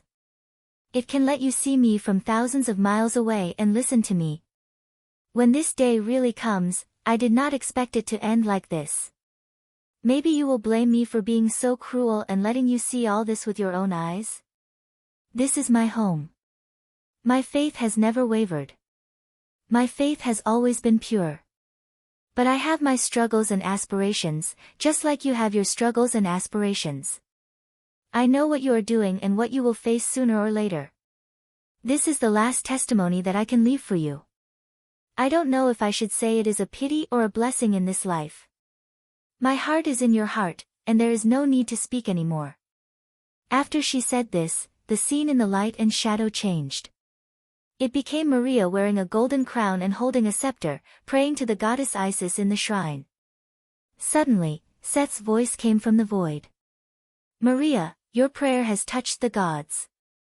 You will listen to the oracle of the archangel. This was what happened 3 months ago. Maria used message magic to reproduce this scene and sent it to Amon's eyes.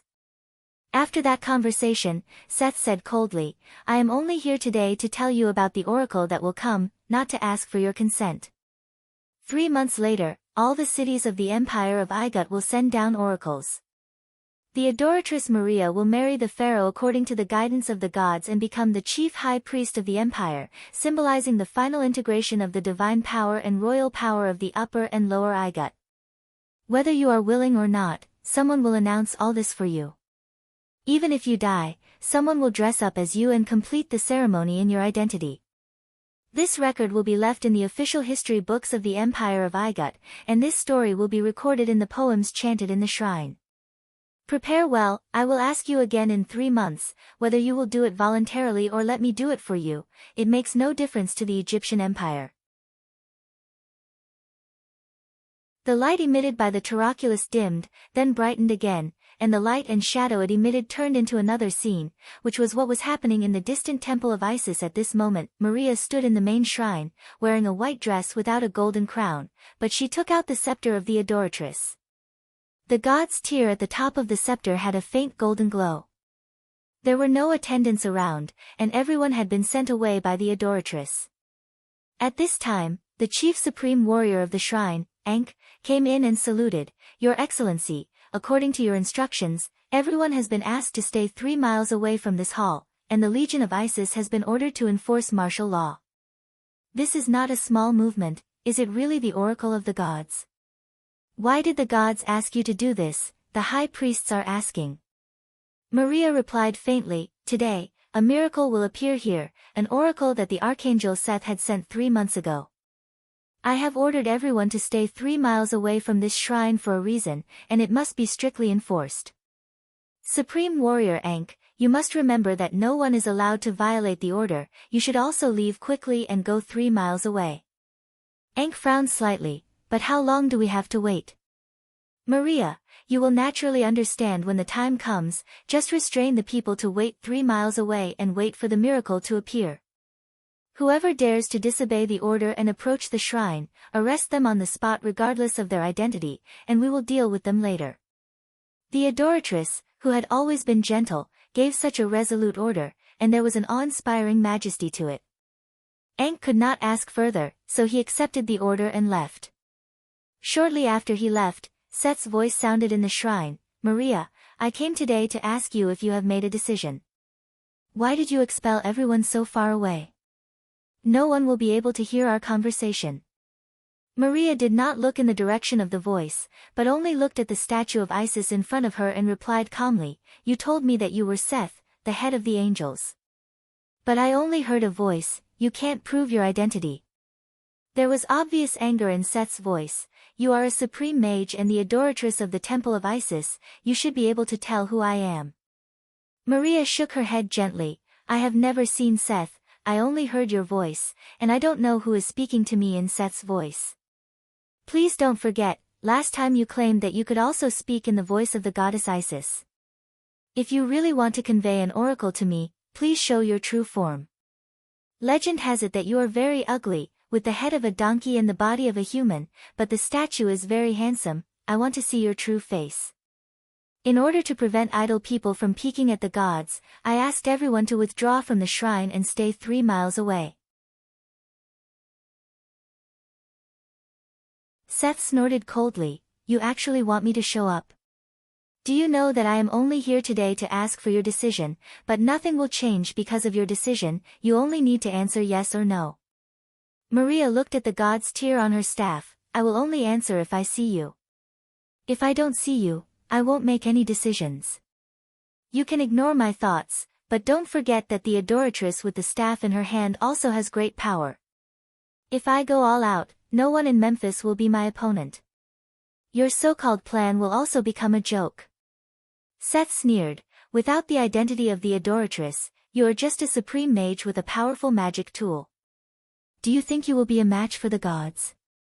No matter how strong your personal power is, you can't fight against the will of the empire, you will only bring destruction to yourself."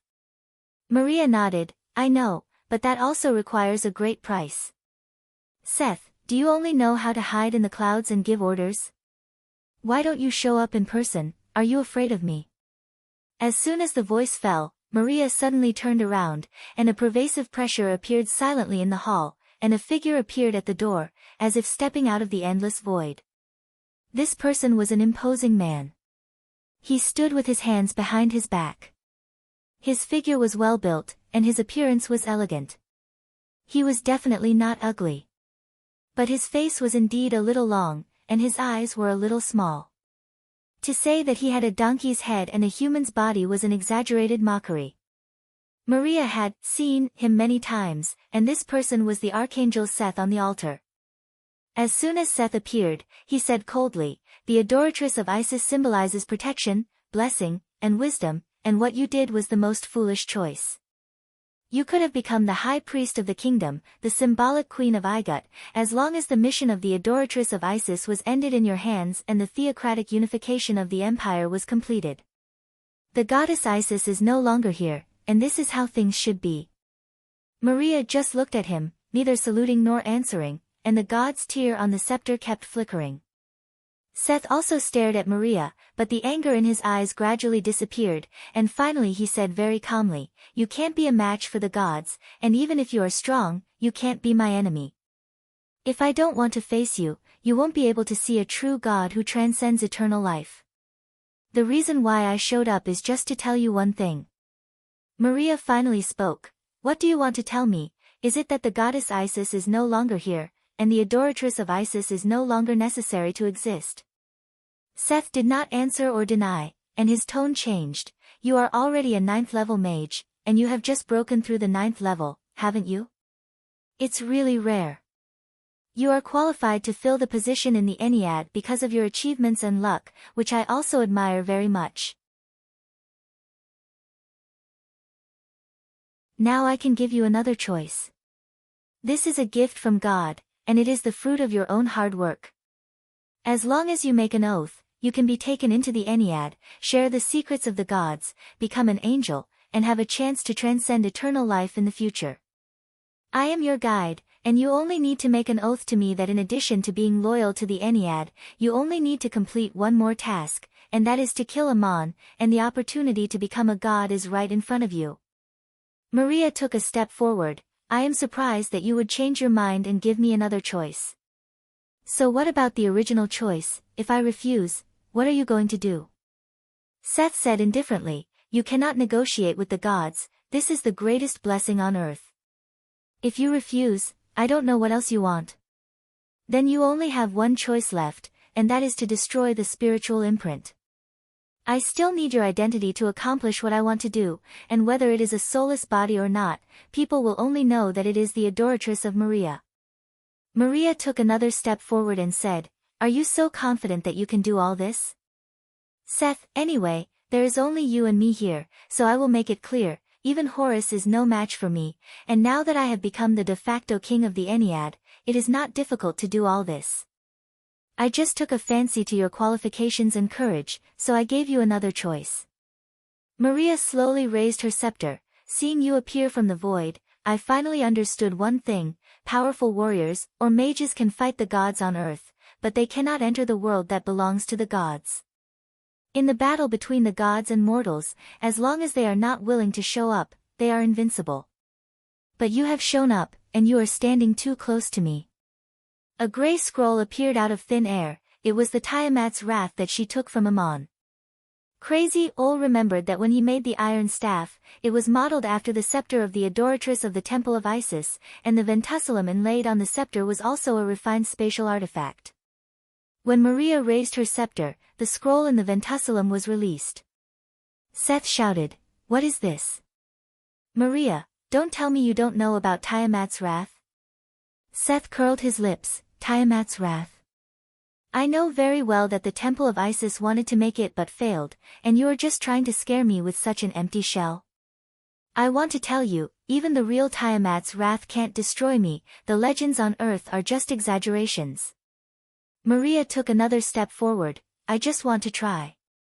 Seth wanted to retreat, but his figure blurred as if he was about to disappear into the void, but then he became clear again, and he could not help but reveal fear in his tone. "How do you know this secret?" "What secret?" Maria immediately gave the answer, her pink face cold. "After all, I am the adoratress of the temple of Isis, I know some things. When the gods are locked in combat, they cannot leave this world freely, unless you can break free from my lock. Unfortunately, it is too late." Seth shouted, and a staff appeared in his hand, but the great Tiamat's wrath happened to spread at this time. A terrible breath broke out, and there was darkness between heaven and earth. The light seemed to be swallowed by a black hole that suddenly appeared, without even making a sound, and the surrounding objects were constantly sucked in, like a storm sweeping through, everything turned into nothingness. The priests of the Temple of Isis were ordered by the adoratress to retreat 3 miles away from the main shrine. As the main shrine was close to the shrine square, 2 nearby residential areas had to be evacuated within 3 miles of the main shrine. Ankh sent the Legion of Isis to stand guard, and no one was allowed to enter this area, waiting for the miracle to happen. There was a lot of discussion, asking the adoratress what miracle she wanted everyone to wait for, but Ankh could not answer. At this moment, several high priests suddenly let out a muffled groan in unison, feeling an unsettling horror. They lowered their heads and covered their chests, as if their hearts were inexplicably squeezed, and for a moment, it was as if their blood had frozen, and they could not breathe.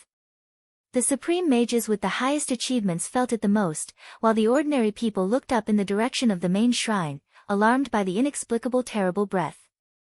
In the distance, the sky and the earth were being swallowed by a dark storm that suddenly appeared, and the light seemed to disappear into a black hole vortex. The terrible storm was constantly expanding with the breath of destruction. Many people let out a cry of alarm, turned around and ran, as if there were evil spirits chasing after them. The 9th-level Supreme Mage Vord covered his chest and shouted, "Ankh, order the army to retreat." The black light swelled and engulfed heaven and earth, and it seemed that it would spread in front of the crowd in a few breaths. The soldiers of the Legion of Isis and the onlookers flew back like the tide.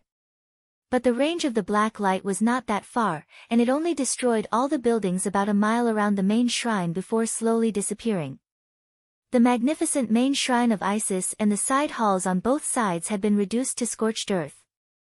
There was only a long mournful hiss, and a figure rose into the sky in the black light, quickly disappearing into the sky. No one could see who it was. Seth escaped with serious injuries, and he did not even look back.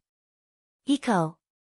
Thousands of miles away, a heart-wrenching cry resounded through the Garden of Eden, and a figure flew out of the belly of the mountain, directly breaking through the barrier of the spatial magic formation and rushing out.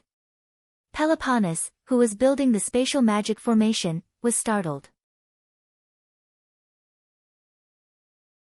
Amon did not even look at where he was and rushed out of the magic formation she had just built was forcibly destroyed. What on earth happened that made the usually calm and stoic Amon lose his mind and rush out of the Garden of Eden just like that? As soon as Amon flew away, a white light flashed, and Gabriel also flew in the direction Amon left, not even having time to say a word.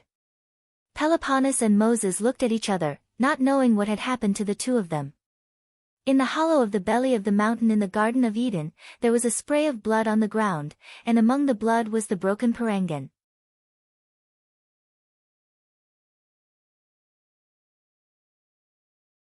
Chapter 220. 202, the days of leaving the gods. Amon left just like that, and the people in the shrine of Salem could no longer feel Amon's gaze, and he no longer listened to the calls of the believers. At the most complicated and critical moment of the struggle on the plains of Duk, Amon left amidst the admiration, praise, and anticipation of tens of thousands of people. It was not only him who left, but his mind also disappeared, and the incarnation of the statue on the altar seemed to have fallen into a closed sleep. At that time, the people in the shrine did not know what had happened, and Link rushed to the Garden of Eden to meet the confused Medanzo. Medanzo did not know when Amon left, as he was meditating in his cave abode when a long hiss of pain woke him up, and he was almost engulfed by the sudden disturbance in the spiritual world. He hurried from the cave abode to hear that both Ammonius and Gabriel were gone, and Peloponnes and Moses did not know what had happened. Link panicked a little, and for so long, he had always been full of confidence in everything he did, but this was the first time he had lost his backbone, and he was a little panicked and at a loss. The disciples searched the Euphrates Valley and the plains of Duk for a long time like headless flies, but neither found any trace of Amon nor heard any news of him. In desperation, George convened a secret meeting in the city of Salem. They did not know what urgent situation Ammonius had encountered, but now that they did not have Ammonius' help, it was up to the people of Salem to face the future on their own. Ammonius had already given them guidance, and they could not lose faith because of his departure. The Legion of Anu of the Hittite kingdom was about to enter the plains of Duk through the charcoal marsh, and the news of Amon's departure must be kept secret, otherwise it would cause unrest among the people of the city. The conflict and friction between the city of Salem and the city of Enril in the north were still ongoing, and no one could get away. Medanzo, who had lost his power and was facing a trial, walked out of the Garden of Eden and volunteered to search for Amon. He guessed that Amon had probably gone to Igut. Link said worriedly, "You've lost your power, and this journey of tens of thousands of miles will be very dangerous. You might as well let me go." Medanzo shook his head. "You can't leave Salem now, and I am the leader of Ammonius' disciples, so I should be looking for Ammonius' whereabouts. Although I couldn't use my magic power, I was still a strong warrior. Relying on my profound martial skills and perfect physique, I was even stronger than an ordinary intermediate warrior. Back then, I was only a 4th-level warrior. I crossed thousands of mountains and rivers to your tribe to smuggle damask steel ingots. Don't tell me that I'm afraid to travel far now." Link was helpless, and he was also eager to know Amon's whereabouts, so he had to agree to Medanzo disguise himself as a merchant and leave, blending into Aesop's caravan to travel to the distant Igut. Medanzo also made one last effort to find news of Amon before he set off. He asked Link to secretly convey Allah's oracle as an emissary, so that the Duk miners could build a shrine and hold a ceremony to summon the gods. The miners of Duk believed in their only god, Allah, and after arriving in the city of Salem, they set up the big tent in the middle of the open space and placed the golden tablets with the 10 agreements written on them as a temporary shrine. Aesop ordered people to build houses for them and agreed to build their own shrine in the city, but soon the war broke out and the progress of the project was delayed. At this moment, manpower was mobilized to quickly complete the main body of the shrine, and what was enshrined on the altar was not the statue of Allah, but the cross of light that symbolized the glory of Allah. On the day of the main shrine's completion, the 12 judges summoned their people to hold a ceremony to summon the gods, while Link, George, John, and others hid in the dark to watch. Disappointingly, Amon did not descend on the altar. Did Amon really abandon the city of Salem and his people? Medanzo was about to set off to find Amon, and everything was ready, but he was not able to leave. On that night, Link prayed to the statue of Amon and could no longer feel the firm gaze that had been there for a long time. He suddenly felt a wave of weakness, and his magic seemed to have disappeared with Ammonius' departure. Coincidentally, when Medanzo was packing up at night wearing a soft armor with a hidden sharp blade, he inadvertently waved the short blade made from the fangs of the two-headed monster, and as a result, he heard the familiar roar of the monster, and his magic power actually recovered at this time. Medanzo inexplicably passed the test and obtained the 8th-level achievement of the Power of Origin, and Link's test came at the same time. Medanzo had to replace Link and stay in the city of Salem. Link had planned to replace Medanzo and go to Igut, but he was stopped by the others, and Medanzo, as the leader of the disciples, forced him to go to the Garden of Eden to train. Medanzo, who had passed the test, looked back at his own experience, and understood in his heart that the test Link faced was not simple. The opportunity came too coincidentally, and it was related to Ammonius' disappearance. It was likely that he would have to wait until the day Ammonius returned for Link to break through the obstacles in his heart and obtain the 8th-level achievement. Link finally agreed to go to the Garden of Eden to train, because everyone heard Murin's voice in time. Murin finally spoke on the altar, and she told everyone a shocking news: something major had happened in Igut, and the adoratress of the Temple of Isis had ordered everyone to leave the temple and unleash the Tiamat's wrath to kill the demon that had descended on Earth. This was the official announcement issued by the Igut officials to the public, and it was also recorded in the history books of Igut. The people had infinite respect for the adoratress, and they expressed their memories in various ways. Of course, such a big thing could not be covered up, and the Igut officials had to give the people an acceptable explanation, so it became this way. But Murin told Medanzo and the others that what Maria tried to kill with the scroll was not some demon that had descended on the temple, but the archangel Seth, who was now worshipped by the Empire of Igut. Seth did not die, but fled back to the Holy Kingdom with serious injuries, and would not appear again in a short period of time. If Amon wanted to find Seth for revenge, it was absolutely impossible to find him. Finally, they knew what had happened. This was probably the only thing in the world that could make Aman rush out of the Garden of Eden like a madman. The young man, who had always been like a god, had his heart broken. Even if the disciples found him, they might not be able to comfort him. Since Murin had already heard about this, perhaps only this god had a way to find and comfort Aman. Gabriel also saw everything in the light and shadow of the Taraculus. When the Tiamat's wrath unfolded, the light and shadow disappeared.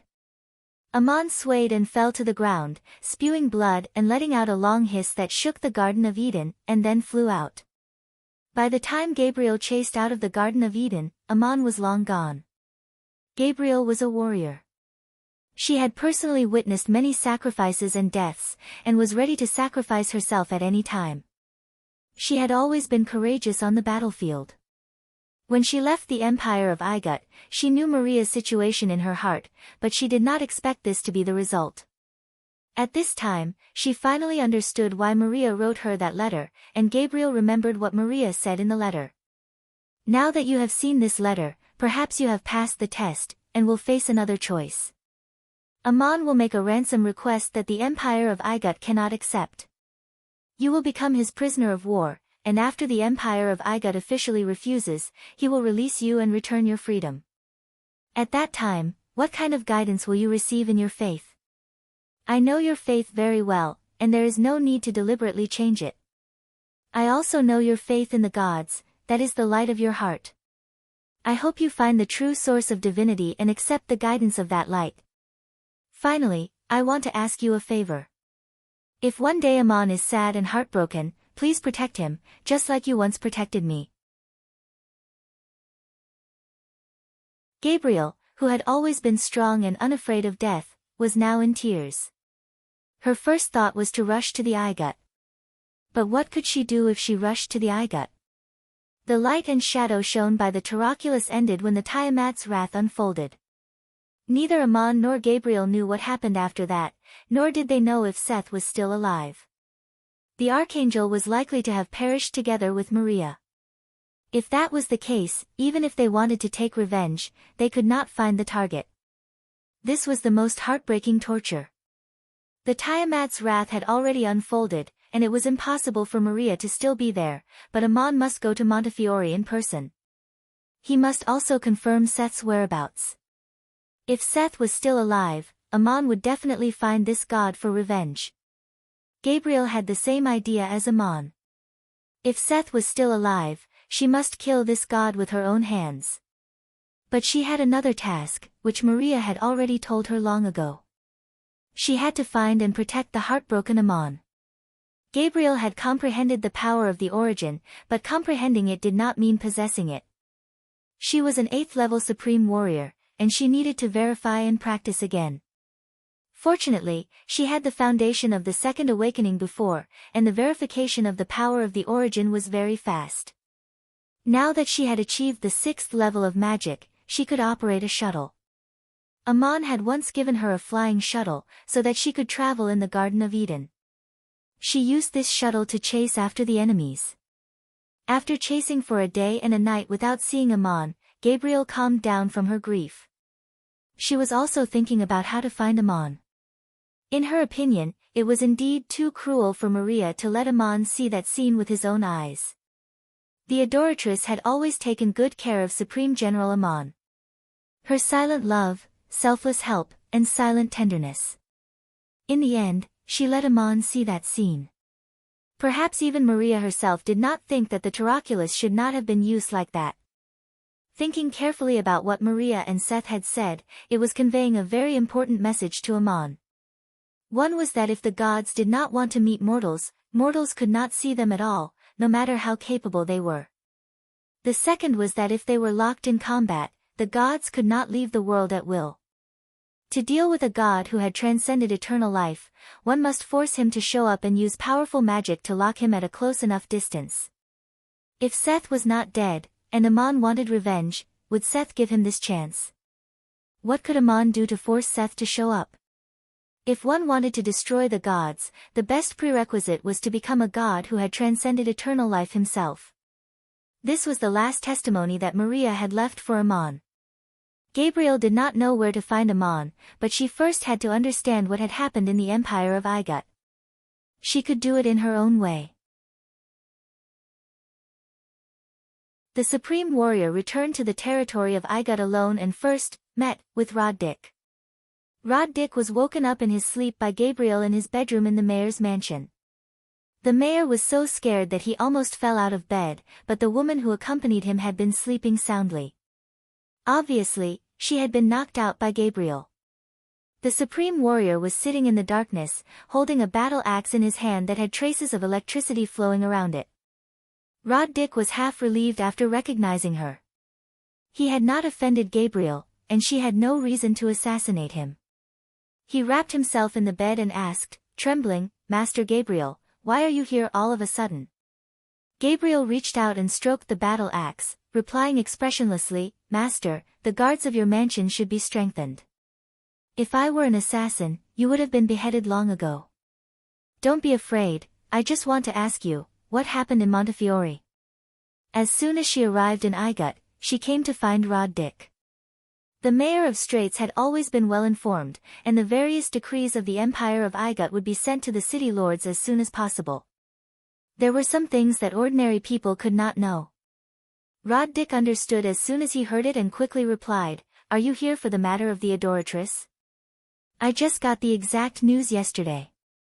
The adoratress of the temple of Isis, Maria, received an oracle from Seth that a terrible demon would come to the world and bring disaster to Montefiore.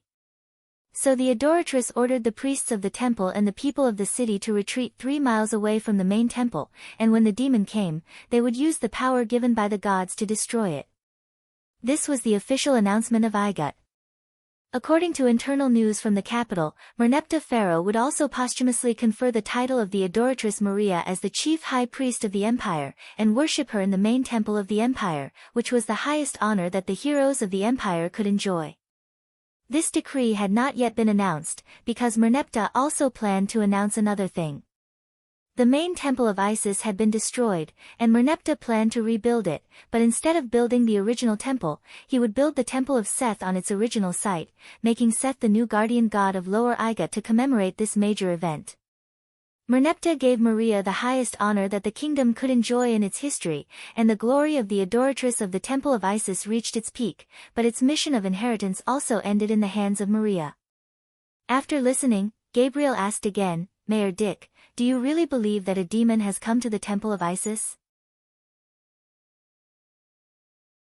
Perhaps it was because the night air was too cold, Rod-dik couldn't help but shiver, and he lowered his voice and said, "According to the grapevine from Montefiore, the last person the adoratress saw was the supreme warrior Ankh. She asked Ankh to send the Legion of Isis to guard a place far away from the temple, and no one was allowed to approach. Several high priests of the temple have also said in private that the scene at the main temple was clearly someone unleashing Tiamat's wrath. As far as I know, in the past 100 years, only Nero has successfully made a Tiamat's wrath on the continent, and Supreme General Amon obtained Nero's relic. With the relationship between the Supreme General and the adoratress, it is entirely possible that he gave this Tiamat's wrath to the adoratress. I heard that the adoratress had just recently advanced to the 9th level of Supreme Mages and possessed the incomparably powerful scepter of the adoratress. If she wanted to deal with any demon, would she need to unleash Tiamat's wrath and sacrifice herself? No matter how powerful the demon was, she could summon all the high priests of the Temple of Isis or even the Legion of Isis to besiege it without having to do it herself. So some people say. Rod-dik stopped talking at this point, and Gabriel took over, so some people say that what the adoratress wanted to destroy was actually a god. And before the battle happened, the name she mentioned was the Archangel Seth. Rod-dik shuddered again. These are just private discussions, no one dares to say it out loud. But at that time, many people heard a long hiss and saw a figure rushing into the sky to escape. Gabriel was taken aback, stood up and asked, "Is that person not dead?" The adoratress had already unleashed Tiamat's wrath, but he was still able to escape with his life. Rod-dik, no one saw who it was, so it's not easy to speculate, but I'm afraid that only a god can escape from Tiamat's wrath. Lord Gabriel, I have told you everything I know, including what should be said and what should not be said. Only then did Gabriel realize that she had walked to the bed with the axe in her hand, and this posture frightened Rod Dick. She sighed and put away the axe, looked at Rod Dick and said, 7 years ago, it was you and I who sent Maria to Montefiore. In order to make her the adoratress, we also took her to Duc to find the god's tear. Do you remember Maria at that time? She was just a child, and we sent her to Duc. We also have our responsibility. The first person Gabriel came to was Rod Dick, not only to ask for information, but also to remember Maria. There was an indescribable sadness and emotion in her soul. Back then, she was also alone. She came all the way to Cape with a sword to protect Maria, the candidate for the adoratress. Later, under the persuasion of Rod Dick, she went to Duc to find the god's tear. The first time Gabriel saw Maria, he felt that she should be the adoratress of the temple of Isis, and Rod Dick really found the god's tear. From the beginning, Gabriel felt that he had a responsibility to protect the adoratress, not only because of her identity as a supreme warrior of the shrine, but also because of Rod Dick, who was also involved in this incident.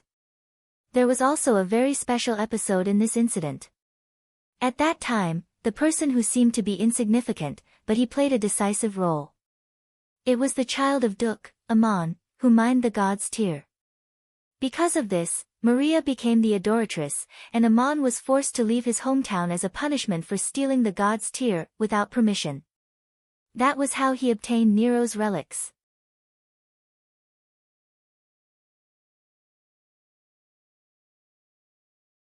Chapter 221. Gabriel replied, If you have news of Amon, inform the people in the plains of Duc to evacuate the city of Leng. I know you are very resourceful, and it is not difficult to send someone to sneak into the caravan to deliver the message. People are looking for him, and so am I. Supreme General Amon should have arrived at Igut by now. Didn't he come to see you? Rod Dick shook his head and said, No, the Supreme General did not come to see me. No, what I had a few days ago was not a dream. At this point, he suddenly raised his head with a look of horror on his face and recalled, I had a dream a few days ago. Supreme General Amon was standing at the head of the bed and looking at me. I woke up with fright, but there was no one in the room. Gabriel was also startled. It seems that Supreme General Amon has been here, because it was you who sent Lady Maria to Duc back then, and she became the adoratress. I am worried that what happened to the adoratress will make him lose his mind, and I am really glad that you are still alive. After saying this, Gabriel left, but Rod Dick did not dare to go back to sleep. He put on his clothes, got out of bed, took off his sword, and sat in the room until dawn. After dawn, he summoned the chief priest of the Angira Legion and the priests in the shrine, saying that now that a chaotic battle had broken out in the plains of Duc, Straight should also be on guard, and that the guards of the governor's office should be strengthened. He ordered the mages and the craftsmen in the city to build an alert magic formation to be placed in his mansion. Rod Dick was now also the head of the Angira Legion, and since the chief priest George had left and never returned, he had asked the pharaoh to send another supreme mage to Straight in the name of stabilizing the border. As a result, an honorary high priest, Ibn, was transferred from the temple of Isis to serve as the chief priest of Straight and the Angira Legion. Ibn did not understand why the governor suddenly wanted to strengthen the security and guard of the governor's mansion, but he did as he was told. Rod Dick was not worried that Gabriel or Amon would come to assassinate him, but last night's experience had really frightened him. If there really was an assassin as capable as Amon or Gabriel, then he would be in great danger, and it was better to take precautions. After leaving Straight, Gabriel traveled day and night to Montefiore, and the main shrine of Isis that she was once so familiar with had turned into a scorched earth. Half of the shrine square had been destroyed, and there were guards on duty at the edge of the square to prevent ordinary people from approaching. It was said that a shrine of Seth would be built here, and there would be a special place for Maria in the side hall. Amon would definitely come here, or he had already been here. Gabriel wandered around the square for several days, but never found Amon.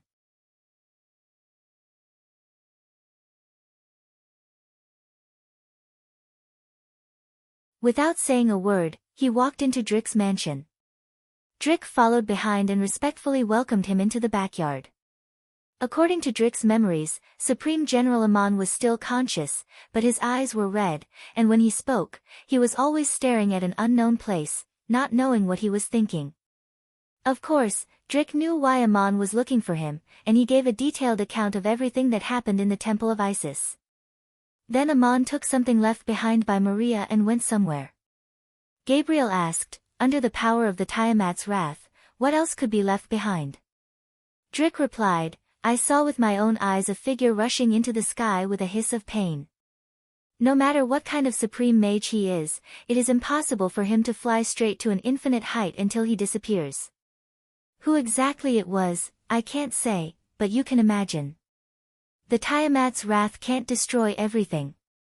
The adoratress is gone, and the scepter is destroyed, but in the middle of the scorched earth, there is an elixir of the gods. At that time, after the storm with the power of destruction disappeared, people did not dare to approach the site of the Temple of Isis for a long time. It was Drick who entered with the warriors of the Legion to clean up the remains. The supreme warrior walked in alone first, and he found that the only relic in the scorched earth was the god's tear, lying quietly in the dust with tears shining. Gabriel asked again, why did you keep the parangan and not hand it over? Drick lowered his head and replied, I don't know why, but the luster of the god's tear really shone like a tear, so I quietly put it away. I also know that this parangan was personally opened by Supreme General Amon back then. Maybe one day he will return here, so I think the relic of the adoratress should be given to him, not the Empire of Igut. Gabriel did not find Amon again, but he learned the latest news about Amon. He had come to Montefiore and taken the god's tear from Drick. Zaman had experienced many hardships, but he had never been depressed. His life was very simple, and he did not pursue luxury, but he had never abandoned himself.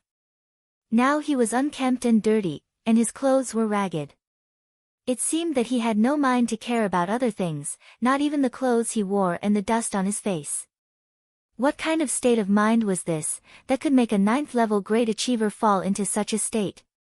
According to Drick, Amon's mind was still clear, but he was always in a state of confusion. Fortunately, he now looked like a beggar, and it was not easy to attract attention in the crowd. Gabriel searched for Amon in the various cities of Igut. This was a mission given to her by Maria, and she had to complete it.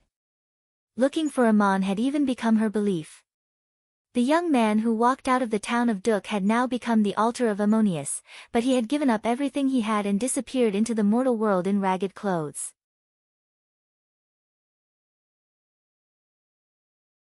Half a year passed, and Gabriel still could not find him. With the passage of time, the unforgettable pain seemed to be less intense, and inadvertently became lasting and continuous. If Gabriel could not find Amon, she could not go back. Whenever she turned around on this road, she seemed to be able to see Maria's eyes, shining like the god's tear. The place where Gabriel finally stopped was the eastern bank of the Nile River, surrounded by a wilderness. In the distance, there were schools of slugs resting on the riverbank. A little further from the riverbank was a range of mountains, and there was a bend in the mountains. Walking into the col, there was a flat valley. This place was still fresh in Gabriel's memory. When Amon first came to Igut, the high priest of the Temple of Isis, Julian, had sent people to hunt him down. There was a fierce battle in this valley. Amon eliminated all the pursuers, exhausted his strength and seriously injured. He walked out of the col to the riverbank and fainted on the ground. Maria and Gabriel happened to be passing by the Nile River in a boat. Alarmed by Schrodinger's cry, they went ashore to rescue Amon. This was an unexpected reunion, as if it was a pursuit arranged by fate. If Amon could not get rid of the heartache, sooner or later he would come to this place to remember Maria. Gabriel was waiting in this valley. After living in seclusion in the valley, Gabriel did not give up on cultivating the power of the origin. To find Amon and protect him, he must have great power. Amon was facing the Ennead, the archangel. Seth's injuries were definitely not light, and he would certainly not appear again in the short term, so Amon would not be able to find him. But Seth could command the many divine emissaries in the Ennead, and no matter how capable Amon was, it would be difficult to deal with him alone.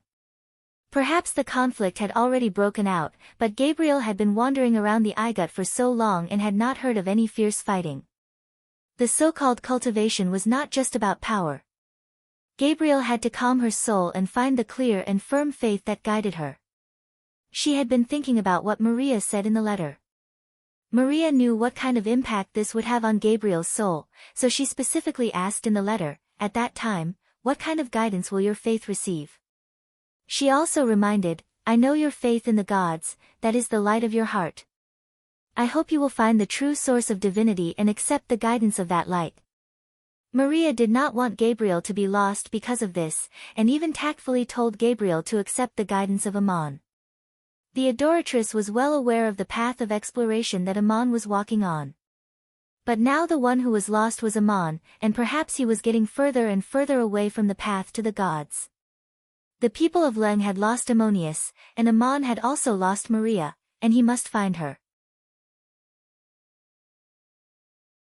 And Gabriel wanted to find Ammon, which was equivalent to finding the source of divinity that guided her in her faith.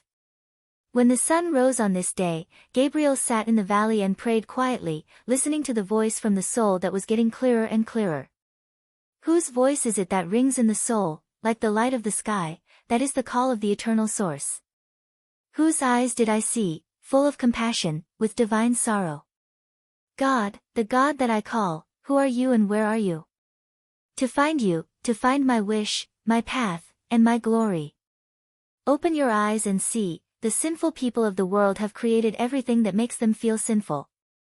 The man in the white robe promises blessings to the world, but under the white robe is the tale of sin. People of the temple, to whom are you offering? The statue of the God whose hands are stained with blood accepts the praise of the people. The true God will come and carry out a great and all-encompassing investigation. The golden grain will be left behind, and the chaff of the sinner will be burned. I will not forgive him. Under the huge shadow, I see the light of the angel flying, I see the mission that I struggle for, I see the source of divinity, I see the round ghost above my head. Gabriel, who was praying, suddenly raised her head. In the distance, there were several powerful auras rapidly approaching from the direction of the Nile River, accompanied by violent impacts and buzzing sounds of energy explosions. This was a fierce battle between the great achievers. Gabriel flew up into the air with the blade of order. She had long been an 8th-level supreme warrior, and now she had also verified the 8th-level achievement of the power of origin. As soon as Gabriel flew out of the valley, she saw a figure fall from the sky like a meteor, barely falling into the river and landing on the shore. The man's hair was disheveled and his body was covered in dust, and he smashed a large pit in the soft, wet soil of the riverbank, mud splashing everywhere as if he was unconscious. Although his face could not be seen clearly, the familiar figure was that of Ammon, whom Gabriel had been looking for a long time. In the distant sky, 2 people were flying over one after the other, and the one in front was the frog goddess Hecate of the Ennead divine clan. There were brownish-green stripes on her cheeks and forehead that reflected a strange floating luster. The frog goddess flew over and waved her sleeves in the air. Waves rolled up on the Nile River, and a transparent water arrow flew out from the waves, drawing a curved arc towards Ammon who had fallen to the ground. Huge waves also surged up from the river and rushed ashore, white foam rolling up the wall of waves like a huge monster hand stretching out from the river, carrying muddy water with it towards Ammon who had fallen on the riverbank. Just then, Gabriel arrived and slashed out with her axe. It was as if space had been cut open, separating the wall of waves rushing towards the shore from the waves in the river. The huge force caused the water to splash everywhere, and several huge slugs flew back into the river with their fangs and claws. This was a space-cutting magic, executed with the magical blade of order, and its power was indescribable. Although Gabriel had mastered the 8th level of the power of origin and could instantaneously cast high-level magic like a supreme mage, she had always been a warrior at heart, and she always had a habit of doing what she was best at. The slash in the air only used the power of space cutting to disperse the wall of waves that rolled towards Ammon, while Gabriel's figure did not stop, and like a bolt of lightning, she flew straight towards Hecate who was flying in the air. The battle axe erupted with a silver arc of light, covering Gabriel's figure within it, and dispersed the water arrow rolled up by Hecate with a crisp shattering sound. Gabriel's appearance was too sudden, and Hecate was almost caught off guard. She hurriedly turned around and clasped her hands together, and the scattered water arrows and the rising waves in the river quickly condensed into a thick ice wall in the air. With a cracking sound, the ice wall was split open by the silver light as soon as it appeared, and from the silver light, a majestic blonde woman wielding a half-moon-shaped battle-axe chopped straight towards Hecate. As a divine emissary, Hecate rarely encountered this kind of battle. Gabriel was one with the axe as he charged straight towards her from the air, and did not even bother to take a stance or fight with her. He was completely focused on killing the enemy, and did not even bother to ask a single question. Hecate hurriedly opened her mouth and roared, and a surging sound wave spread out in front of her. With a huge impact, the ice wall that had been split apart instantly exploded, and the silver light that enveloped Gabriel was also shattered, but Gabriel was still able to chop down with her axe. Hecate's frog's roar could even shatter boulders, and even if a powerful warrior's body could withstand it, the impact on their soul would still cause them to lose consciousness. This was her best method of survival and attack. Although the arc of light formed by the fusion of Gabriel and his axe was shattered, the axe seemed to have cut a gap in the roar's impact. A green mist burst out with scattered brown streaks, and it was as if oil had been splashed in the air. Hecate screamed miserably as she tumbled towards the other side of the Nile River, and the green robe she was wearing was already in tatters. She had actually been cut down by Gabriel's axe, and was already injured. If it weren't for the rampage god Sobek rushing over from behind, Gabriel would have rushed over and killed her with another swing of his axe. Sobek's position was a little further back, and when Hecate flew to the center of the Nile River, he had just crossed the shore. Ammon had already landed on the ground and was unable to fight back, and seeing that he was about to be captured, the rampage god was overjoyed and secretly breathed a sigh of relief. He slowed down a little, but he did not expect an accident to suddenly occur. A silver light flew up from the other side of the river, and from his point of view, he saw that Hecate was sent flying in an instant, and even Hecate's roar, which was her forte, was unable to stop the enemy. The rampage god bared his fangs and brandished his claws as he fell, and only then did the rampage god see Gabriel in the air. The blonde female warrior had already swung her axe at him, and an arc of light flew towards him with a thunderous roar.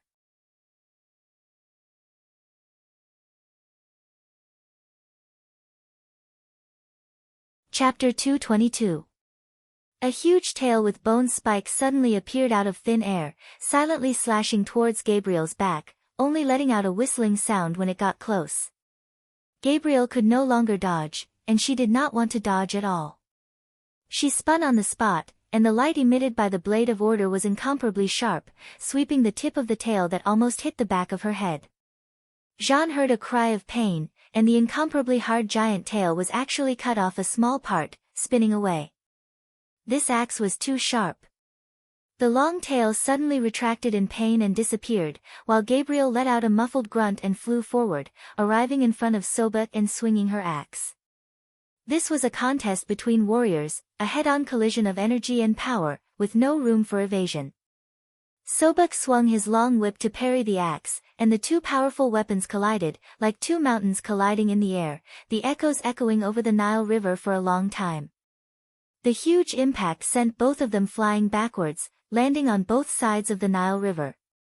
Sobek's expression was ugly, and after landing, he picked up the injured Hecate and turned to leave, flying close to the ground and soon disappearing. With Gabriel's power, she would not be at a disadvantage fighting either Hecate or Sobek alone with the Blade of Order, but she would definitely not be able to resist the two of them working together. But today's situation was a bit special. These two divine emissaries had chased them from the source of the Nile River, and Ammon was exhausted as he fell from the clouds, while they were also at the end of their tether. Gabriel suddenly rushed out, and the two of them could not resist, so they immediately fled when they saw that the situation was not good. Gabriel landed on the bank of the river, and finally saw Ammon clearly. Ammon lay unconscious on the ground with his long hair hanging loosely over his shoulders. He stretched out a hand to try to grab something, but only grasped the muddy water on the ground. His clothes were tattered and dirty, and even his hair was stuck together. Gabriel glanced at the opposite shore and knew that the two divine emissaries had escaped. She did not dare to stay here for long. This was the territory of Igut's Ennead, and there might be more divine emissaries chasing after them. She immediately left with Amon. Why would Amon appear in this place and be chased by the Ennead divine system's divine emissary? For the past 6 months, he had been wandering around the Igut. He had been muddle-headed and in a half-conscious state. He had been crazily searching for Maria, who was long gone. His heart had always been with him. When he gradually woke up, he wanted to find Seth again, but the last message left by Maria had already explained one thing. As long as the gods were not willing to see the mortals, it was impossible for the mortals to find him. Amon was unwilling to accept all this. His tough personality had now become a kind of stubbornness, and he actually went to the distant Eru. The location of Eru was very secretive, and if there was no one to lead the way, it would be impossible to find it at all. But Amon learned the secret of this divine palace from Schrödinger's spiritual imprint. Eru was not the real residence of the Ennead, and only Horus lived here all year round. Its territory was very large, and it was also a place where many divine emissaries usually trained. Eru was separated by a spatial magic formation, and no matter how capable Amon was alone, he could not attack it by force, but he knew where the portal was. He flew into the divine palace riding on Osiris' rib. The rib of the Osiris was a divine artifact in itself, and it carried the brand and aura of Osiris. When unfolded, it was like an invisible spatial ship. After achieving the 9th level, Amon could fly this ship, and so he opened the portal and entered Eru directly, not even attracting the attention of many divine emissaries. The most heavily guarded places were often the most lax places. It was impossible for outsiders to enter and exit Eru, and the divine emissaries usually trained in their respective palaces in addition to carrying out their tasks. So in such a vast world, if one did not deliberately search, no one would really notice that there was one extra person. Amon wandered like a ghost in that magical mountain range. He was looking for Seth, but Seth was not here. Although Batet had long since left, her palace was still there, in a deep valley. It had been abandoned, and there was no one around. Amon crashed into Bastet's palace, and only then did he fully regain his senses, realizing that he might have done the boldest thing in the world. How did he run into Eru? There were dozens of divine emissaries in this divine palace, and if he was discovered, Amon would be walking right into a trap. But Amon did not slip out quietly as he did when he came in, and he did not give up his original intention to find Seth for revenge. Whether the Ennead was here or not, 9 magnificent palaces were still preserved for them in the Valley of the Gods in the center of Eru. These 9 palaces were distributed in an arc according to the foot of the mountain. Horus was the 10th god of the Ennead who had transcended eternal life, and his palace was in the center of the 9 palaces, symbolizing the status of the Lord God. Since Horus lost his position as the Lord God and disappeared, the 10 palaces in the Valley of the Gods were empty, and only Seth occasionally came. But there were divine emissaries patrolling regularly, and the Ennead mirror, which watched all the subtle movements of the entire divine palace, was now placed in Seth's palace. Through this mirror, the divine emissaries could directly summon Seth, and Seth could also give his orders. Since Amon had entered Eru, he simply took the risk of sneaking into Seth's palace. He wanted to hide in this grand palace and wait for the opportunity to assassinate Seth. The Lord God was seriously injured and fled to the divine kingdom, and would never show up easily, but he was, after all, the Lord God of the Ennead, and one day he would return to this place. Who would have thought that Amon was waiting in his palace? This was the most favorable environment to assassinate him. But Seth did not come back for a long time, and even the divine emissaries in Eru did not know where the Lord God had gone. Amon did not deliberately hide when he entered Eru, but strangely he was not discovered, and when he wanted to hide, he was accidentally pulled out. Because the Empire of Igut was going to build the Temple of Seth on the site of the Temple of Isis in Montefiore, the divine emissaries came to the palace to report to Seth through the Ennead mirror, and while operating the mirror, they scanned the situation in Eru and were surprised to find that an outsider had sneaked in and was hiding in Seth's palace. Ammon had poked a hornet's nest this time. At that time, 4 divine emissaries attacked him at the same time, and the fierce battle even destroyed Seth's palace, and the other divine emissaries who were training in Eru were also alarmed and rushed to the battlefield. Ammon was not afraid of death, but he did not want to die here. He still had too many things to accomplish, and he fought his way out of Eru before the divine emissaries could surround him. 7 or 8 divine emissaries chased after him, and Ammon fought and retreated, flying thousands of miles to the south. He had shaken off most of the pursuing divine emissaries, and only Heket and Sobek were still in hot pursuit. Ammon broke out of the encirclement and fought fiercely all the way. After repelling the many divine emissaries, he was seriously injured, but he did not finally get rid of the pursuers. He was exhausted. With the last of his strength, he flew to the place in his memory on the banks of the Nile River. In fact, there was no need for Heket and Sobek to do anything anymore. Ammon had fallen from the clouds on his own. He struggled and fell on the riverbank where he had been unconscious, and there was a burst of darkness in front of him, as if there were countless golden lights flashing in the void, and the specks of golden light turned into the shadow of Maria. Ammon knew that his life was coming to an end, and no matter how much regret and unwillingness he had, he did not feel a trace of pain when he fell on the riverbank, only seeing a golden glow coming towards him. It felt so warm and blissful, as if he had returned to the most heartwarming scene in his life.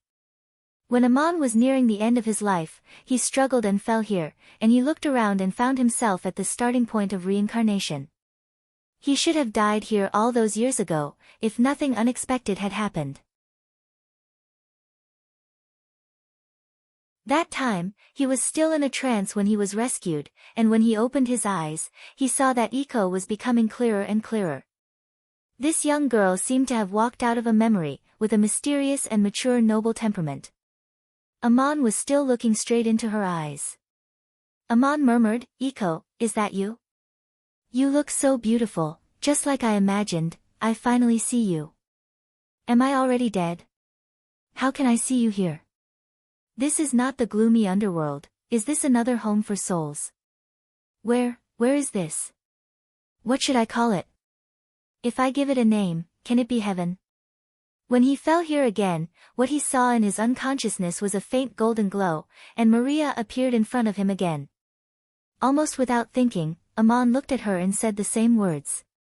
Then he stood up and walked towards the golden glow, opened his arms and hugged Maria tightly in his arms, and lowered his head to kiss her lips. The two of them seemed to have melted into one in the golden light. And what people saw was Ammon lying in the muddy water with disheveled hair, but he struggled to open his arms and hug the earth. After Gabriel defeated Heket and Sobek, the unconscious Ammon was hugging Iko in his soul. Ammon had a long dream. In the dream, he might be crazy or obsessed, or he might be trying to make up for the regrets of his life. The content of the dream might be absurd or sweet, just like the dream he had when he broke through to the 7th level. Ammon did the same thing as Bear, took away the adoratress of the Temple of Isis, and was chased by the emissaries of the Ennead of Igut. His goal of escape was the same as Bear's, which was the huge cave in the belly of the Euphrates River Valley. But it had become the Garden of Eden, and he repelled the pursuit of the emissaries and brought Maria back to the Garden of Eden. Maria was no longer the adoratress of the Temple of Isis, and the temple in the distant city of Montefiore had become the Temple of Seth, and the mission of the adoratress of Isis had come to an end. Ammon and Maria lived in the Garden of Eden for many, many years. Until one day, he was awakened by Gabriel. It was already a month later when Gabriel woke up Ammon. She took Ammon to a mountainous area in the west of Igut, where ravines were crisscrossed and many monsters roamed. The steep and deep cliffs were full of caves of all sizes, and almost no one could find them hiding here. This was the place where Gabriel had killed monsters many years ago, and it was very well hidden. She brought the unconscious Ammon to heal. After passing the test of endless arising and ceasing cycle and obtaining the 9th level of the power of origin, he actually did not need to heal like ordinary people. His vitality seemed to be endless, and if there was no additional damage to his body, he only needed time to recover. As for other means or help, it would affect the speed and extent of recovery. Amon's injury was not serious, and he rushed out of the Ennead as fast as he could. The battles along the way were only to stop the pursuers, but the consumption was very great, and he was exhausted like a dry spring. On the other hand, if the soul fell into an eternal predicament, Amon might sleep forever until the end of that seemingly endless life. Gabriel cast various healing magic on Amon, but could not help him recover from the loss, and could only wait until Amon was no longer so weak before waking him up. When Amon woke up, he lay there with his eyes open, looking at the rock wall at the top of the cave, and looked at it silently for a day and a night. Gabriel sat at the entrance of the cave in the distance, also silent. A day later, Amon finally spoke, and it sounded like he was talking to himself. I seem to have had a dream, and after being woken up by you, I couldn't help but think about one thing. If I had been like Baal back then, maybe there wouldn't be today. Baal brought up the then Saintess Onion Kwan, and although that was the end, it should be something they were willing to bear. Gabriel said, with your achievements, you have already passed the various tests of the human world, and you shouldn't fall into such thoughts. The human world is a flowing river, and where you stand is the source. Don't look back and assume. Even if you go and assume, it's impossible. Lady Maria is not Trone, she has her protection, and it's impossible for you to take her away, and you can't force her will. Amon sighed and said, you are right, but those tests not only exist at the time of crossing, but also throughout. I finally understand now, why can the gods who have transcended eternal life also fall? Did you save me? Why did you appear in that place? What a coincidence. Gabriel, it can't be said to be a coincidence, it's almost certain. Remember before I challenged you to a duel, the Saintess gave us a letter. In the letter, she said that if one day you were sad and heartbroken, she hoped that I could protect you. I didn't understand at the time why you still needed my protection, only God knows.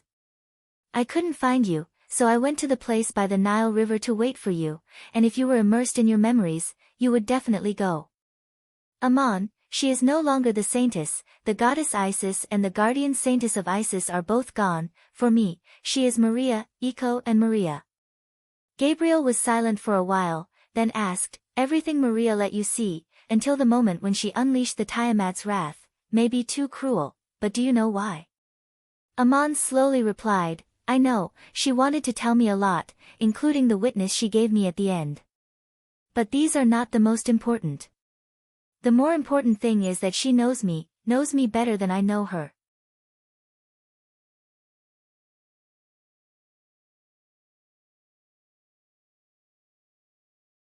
Roderick had built a defensive magic formation for his mansion and strengthened the guards and patrols, and his life had been very stable for the past 6 months.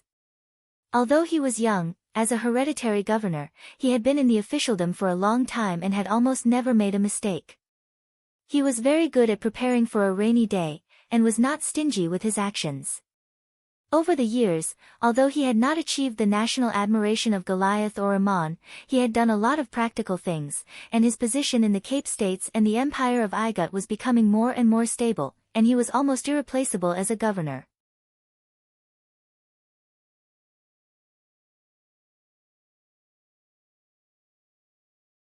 Chapter 223. 205. The gods whose altar has fallen. The plains of Duk was in a state of chaos, and Rod-Dik was well aware that Sio and the others were transporting strategic supplies to the city of Salem through the border of Cape in the name of trade, and he turned a blind eye to it. Gabriel had asked him to inquire about Ammon, and he was really concerned, but it was a pity that the well-informed governor had not received any news for more than half a year, and it was as if Ammon had disappeared from the world. Rod-Dik also went to the shrine to pray as usual, and every time there was a ceremony in the city, he would also lead the people to hold a sacrificial ceremony. But the most important prayer in his heart was only one thing, and that was that the war in the plains of Duk would not spread to the Igut, otherwise the first to bear the brunt of the war would be the Cape States. He also hoped that the city of Salem would be able to gain a foothold, that Aman would be safe, and he was willing to provide any help that he could in private. Rod Dick had been inquiring about Aman for so long to no avail, but he never expected that Aman would take the initiative to show up publicly in the Cape States. When he saw Aman, he was so surprised that he stepped on air and fell off the carriage, and when he turned around, not only did he order the entire city to arrest him, but he also wrote a letter of apology to the pharaohs of Igut. The shrines of the cities of the Empire of Igut held a sacrificial ceremony twice a month, and the people of the cities could come to the shrines at that time. There were also 3 grand ceremonies every year, which were equivalent to the most important festivals in the cities. That day happened to be the grand ceremony of sacrifice to the god Ra, and it was also the carnival of the citizens. On this day, the officials of the various departments were all on holiday, and the people wore new clothes and shopped in the streets and alleys, a rare day of leisure and enjoyment. After noon, everyone gathered in the square of the shrine to chat and laugh, and many small merchants and peddlers also came to the square with their loads and carts. The carriage of the governor of the city arrived, and Rod Dick lifted the curtain and was about to step down, while the supreme mage Ibn led the mages to line up on the long steps, and the atmosphere was cheerful and peaceful. The heavy door of the shrine was open at this time. From the front of the square, one could see the statue in the main shrine. No one thought that at that moment, a figure suddenly flew out of the crowd, shot straight into the main shrine like a startled swan, swung his sword with a golden arc towards the statue of Seth next to the statue of Ra, and then smashed a big hole in the solid stone roof of the main shrine. Tens of thousands of people exclaimed in unison, and then fell silent again. They all stared with their eyes wide open and mouths agape. Ibn, who was about to come over and greet Rod Dick, cried out in alarm. He waved his staff and rushed into the sky in pursuit.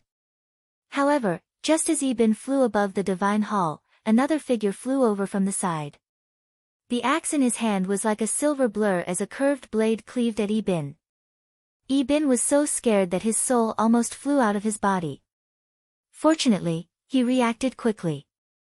He turned around in the air and went into the big hole in the main temple's roof. He then applied a thick layer of air elemental armor. The second person who suddenly flew out swung his axe to force Ibn back, and then flew away. Then, everyone heard a very strange sound coming from the temple. Crack, crack, crack. After the time it took to finish a meal, there was another loud bang, as if something heavy had collapsed and fallen to the ground.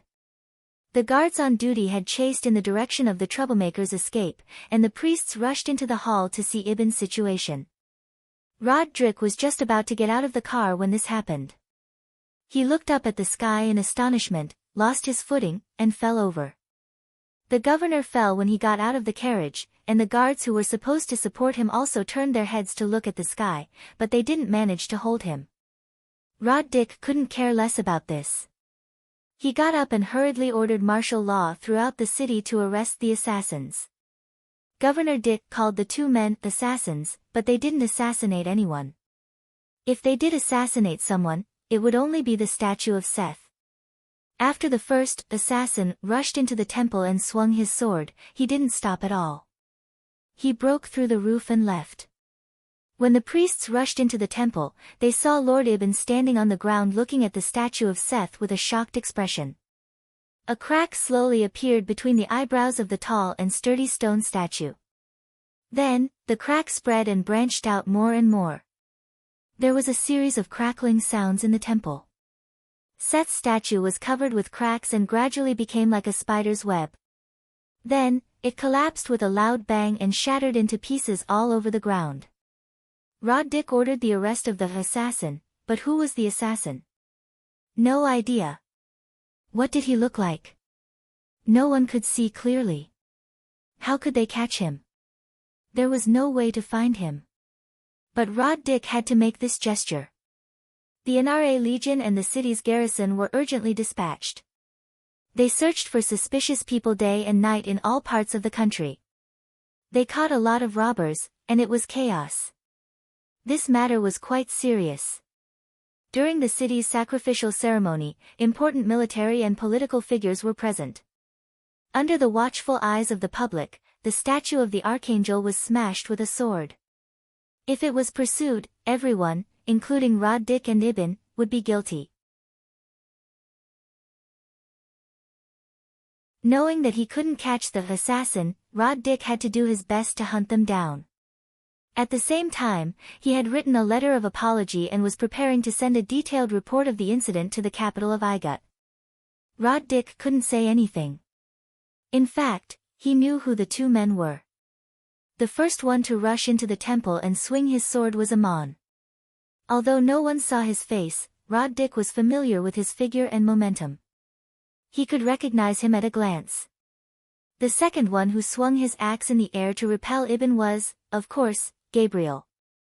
It seemed that the supreme warrior had found Amon and followed Amon to do such an absurd thing. Instead, it caused Rod-Dik to suffer an undeserved disaster.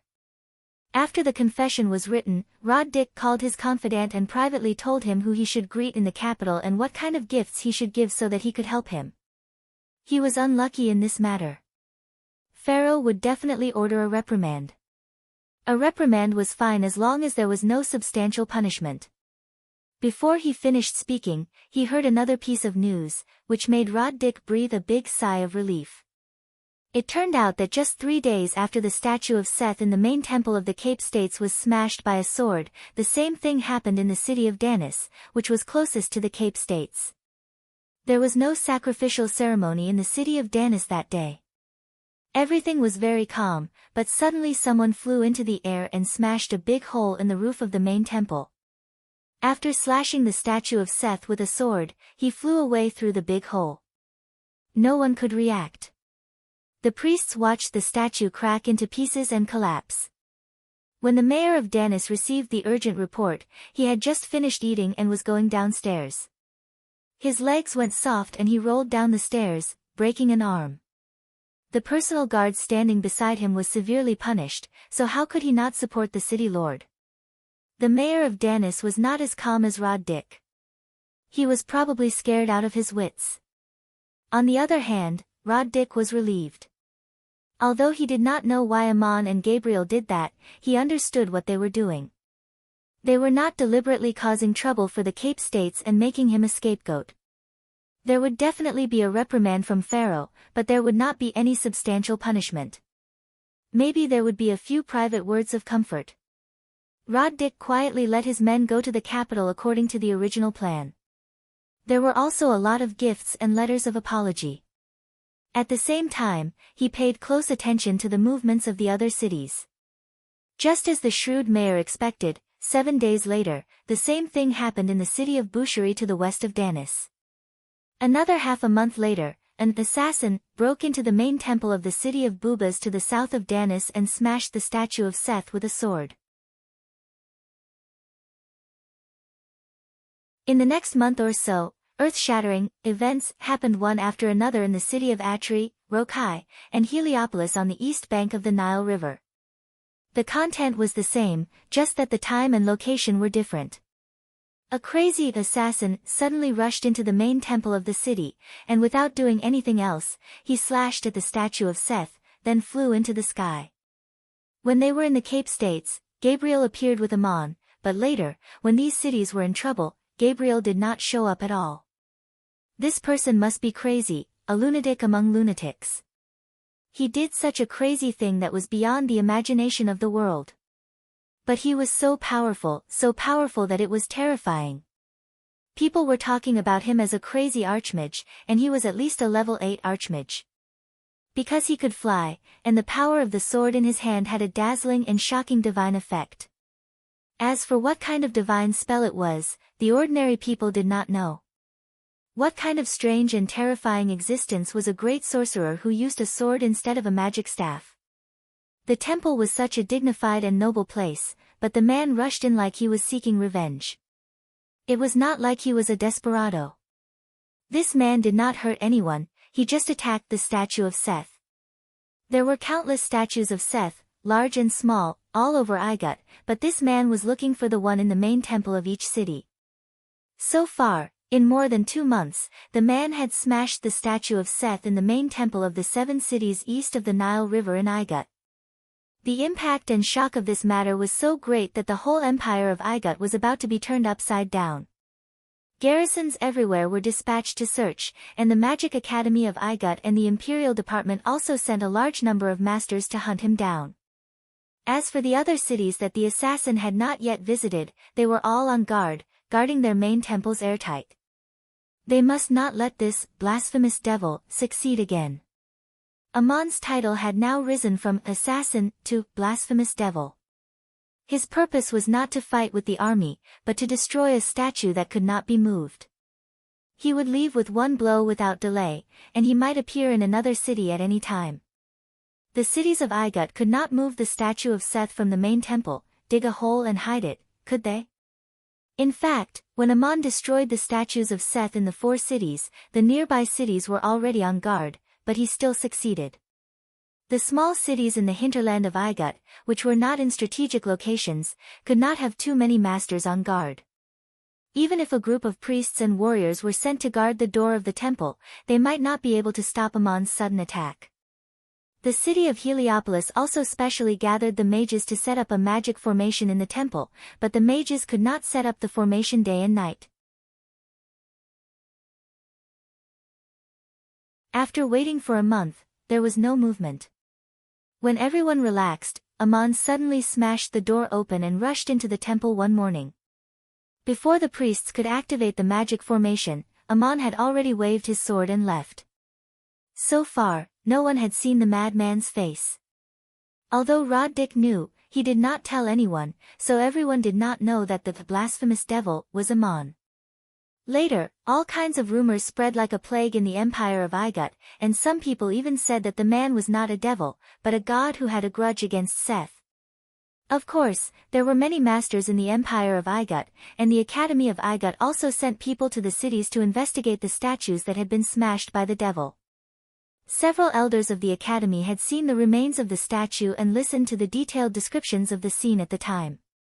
They all agreed that the man was at least an 8th-level Supreme Warrior, or even a 9th-level Supreme Warrior. A Supreme Warrior who could fly freely was shocking. In the traditional view, this was the divine power that only gods or messengers of the gods had. A powerful warrior could also rush into the temple and smash the statue like the devil, or break through the roof and escape, but it was impossible to fly straight into the sky and disappear without a trace. The messengers of the gods were usually called gods on earth, such as the cat goddess Batet, the frog goddess Hecate, the crocodile god Sobek, and others. There were a total of 10 gods in the Ennead divine clan, including Horus, and the rest of the gods were regarded as messengers of the gods. Nowadays, the empire of Igut believed in Allah as the only god, so the rest of the gods and messengers were called angels, and Seth was the leader of the angels. If they were facing such an angel, then the situation would be even more serious. Some supreme mages whispered that this might be the revenge of the former king of the empire, Horus. One of the elders of the Academy of Igut, the high priest of the former temple of Isis and now the temple of Seth, Bork, after inspecting the 2 destroyed statues, secretly reported to the pharaoh Merneptah that the method of destroying the statues was similar to the mining techniques of Duk, so he guessed that the man was probably Amon. What Bork said was right, and his guess was well-founded. Because after Supreme General Amon left Igut, he was worshipped as Ammonius in the city of Salem on the plains of Duk, and perhaps he really did possess the means of the gods. Could it be that Amon was really a god who had come to Earth, or was he an emissary sent to Earth by a certain divine clan? Otherwise, how could a miner from a small town of Duk miraculously achieve such feats that shook the continent? Those who saw Bork's secret report could not help but think so, but no one could say it publicly. Although Amon had been away from Igut for a year, the reputation of the Supreme General of the Empire had not diminished, and he was worshipped and revered by many people, and poems praising him were still sung everywhere. The pharaohs of Igut sending people to hunt down and kill Amon was a secret order that was not made public, and on the surface, General Amon did not violate any of the laws of Igut. As for the killing of Prince Snek, it was later left unsettled, and no one in the court was willing to mention his name, but Amon's influence among the people was growing. As a matter of fact, Aman only went to the territory of the plains of Duk, which was also his hometown, and it was publicly awarded to Aman by the late pharaoh Lazith II. So the supreme general's behavior was not a defection, but rather a return to his hometown to build the city-state of his dreams with the reward of the late pharaoh Lazith II. On his way back to his hometown, Aman also defeated the supreme mage Celia of Hittite and the beautiful invincible princess, thereby gaining the support of the Hittite Empire for him to build a city-state. This was how the story of Aman was told among the people, and it was also a fact that not only did Aman's reputation not diminish in the minds of the people of Igut, his legend instead made more people yearn for and revere him, and his influence had even surpassed that of any famous hero in history. Aman was worshipped as a god in the city of Salem, and after many people heard about it, they worshipped him even more from the bottom of their hearts. If a god really descended to the human world and experienced everything as a mortal, then he should be like Aman. This was the god that people dreamed of. Why did Aman have such a great influence? Many people probably did not expect it, but when you think about it, it makes sense. In this hierarchical society, Aman's experiences broke through too many shackles and obstacles, and he was the dream of the vast majority of ordinary people. He was born as the son of a lowly miner in the town of Duk. When he was a teenager, his home was destroyed and he wandered around, but he made great contributions that shook the continent, and then built a miraculous city-state in his hometown, and was eventually worshipped as a god. His story was more inspiring than the deeds of any high and mighty emperor. Many people worshipped Aman, to put it bluntly, out of a mentality of self-replacement and compensation. The vast majority of people in the world could not have a noble birth, but Aman was once like them. Even if they could not do what they could not do, they could still dream about it, and the achievements that Aman achieved seemed to be like their own achievements in their dreams. Even if Merneptah, Pharaoh, and a few of the empire's higher-ups, even if they agreed with Bork's speculation, it would not be good to say it publicly. If the empire of Igut really caught the blasphemous demon and found out that he was Aman, it would not be announced that he was Aman, but would instead give him another name or a demon title. But it was not easy to catch the demon. Even if he was not an angel, a 9th-level supreme warrior who appeared and disappeared mysteriously, and it took him more than 2 months just to destroy 7 statues. If they could not find his exact whereabouts, they could not even talk about mobilizing masters to pursue him. After the 7 city-states were attacked one after another, the erratic whereabouts of the demon finally became clear, and the 7 city-states east of the Nile River in Igut were all in trouble. Judging from the route he had taken, he should have entered the territory of Igut from the Cape States, and from east to west and then south. The next step should be to cross the Nile River and reach the city of Montefiore. You're tuning into the Blissful Bookshelf YouTube channel. We're so grateful for your support, and don't forget to subscribe to join us on this incredible journey through captivating stories. Your generosity through donations truly makes a world of difference, as it's the primary source of revenue that allows me to expand and enhance this channel for you. Thank you from the bottom of my heart for being a part of this adventure.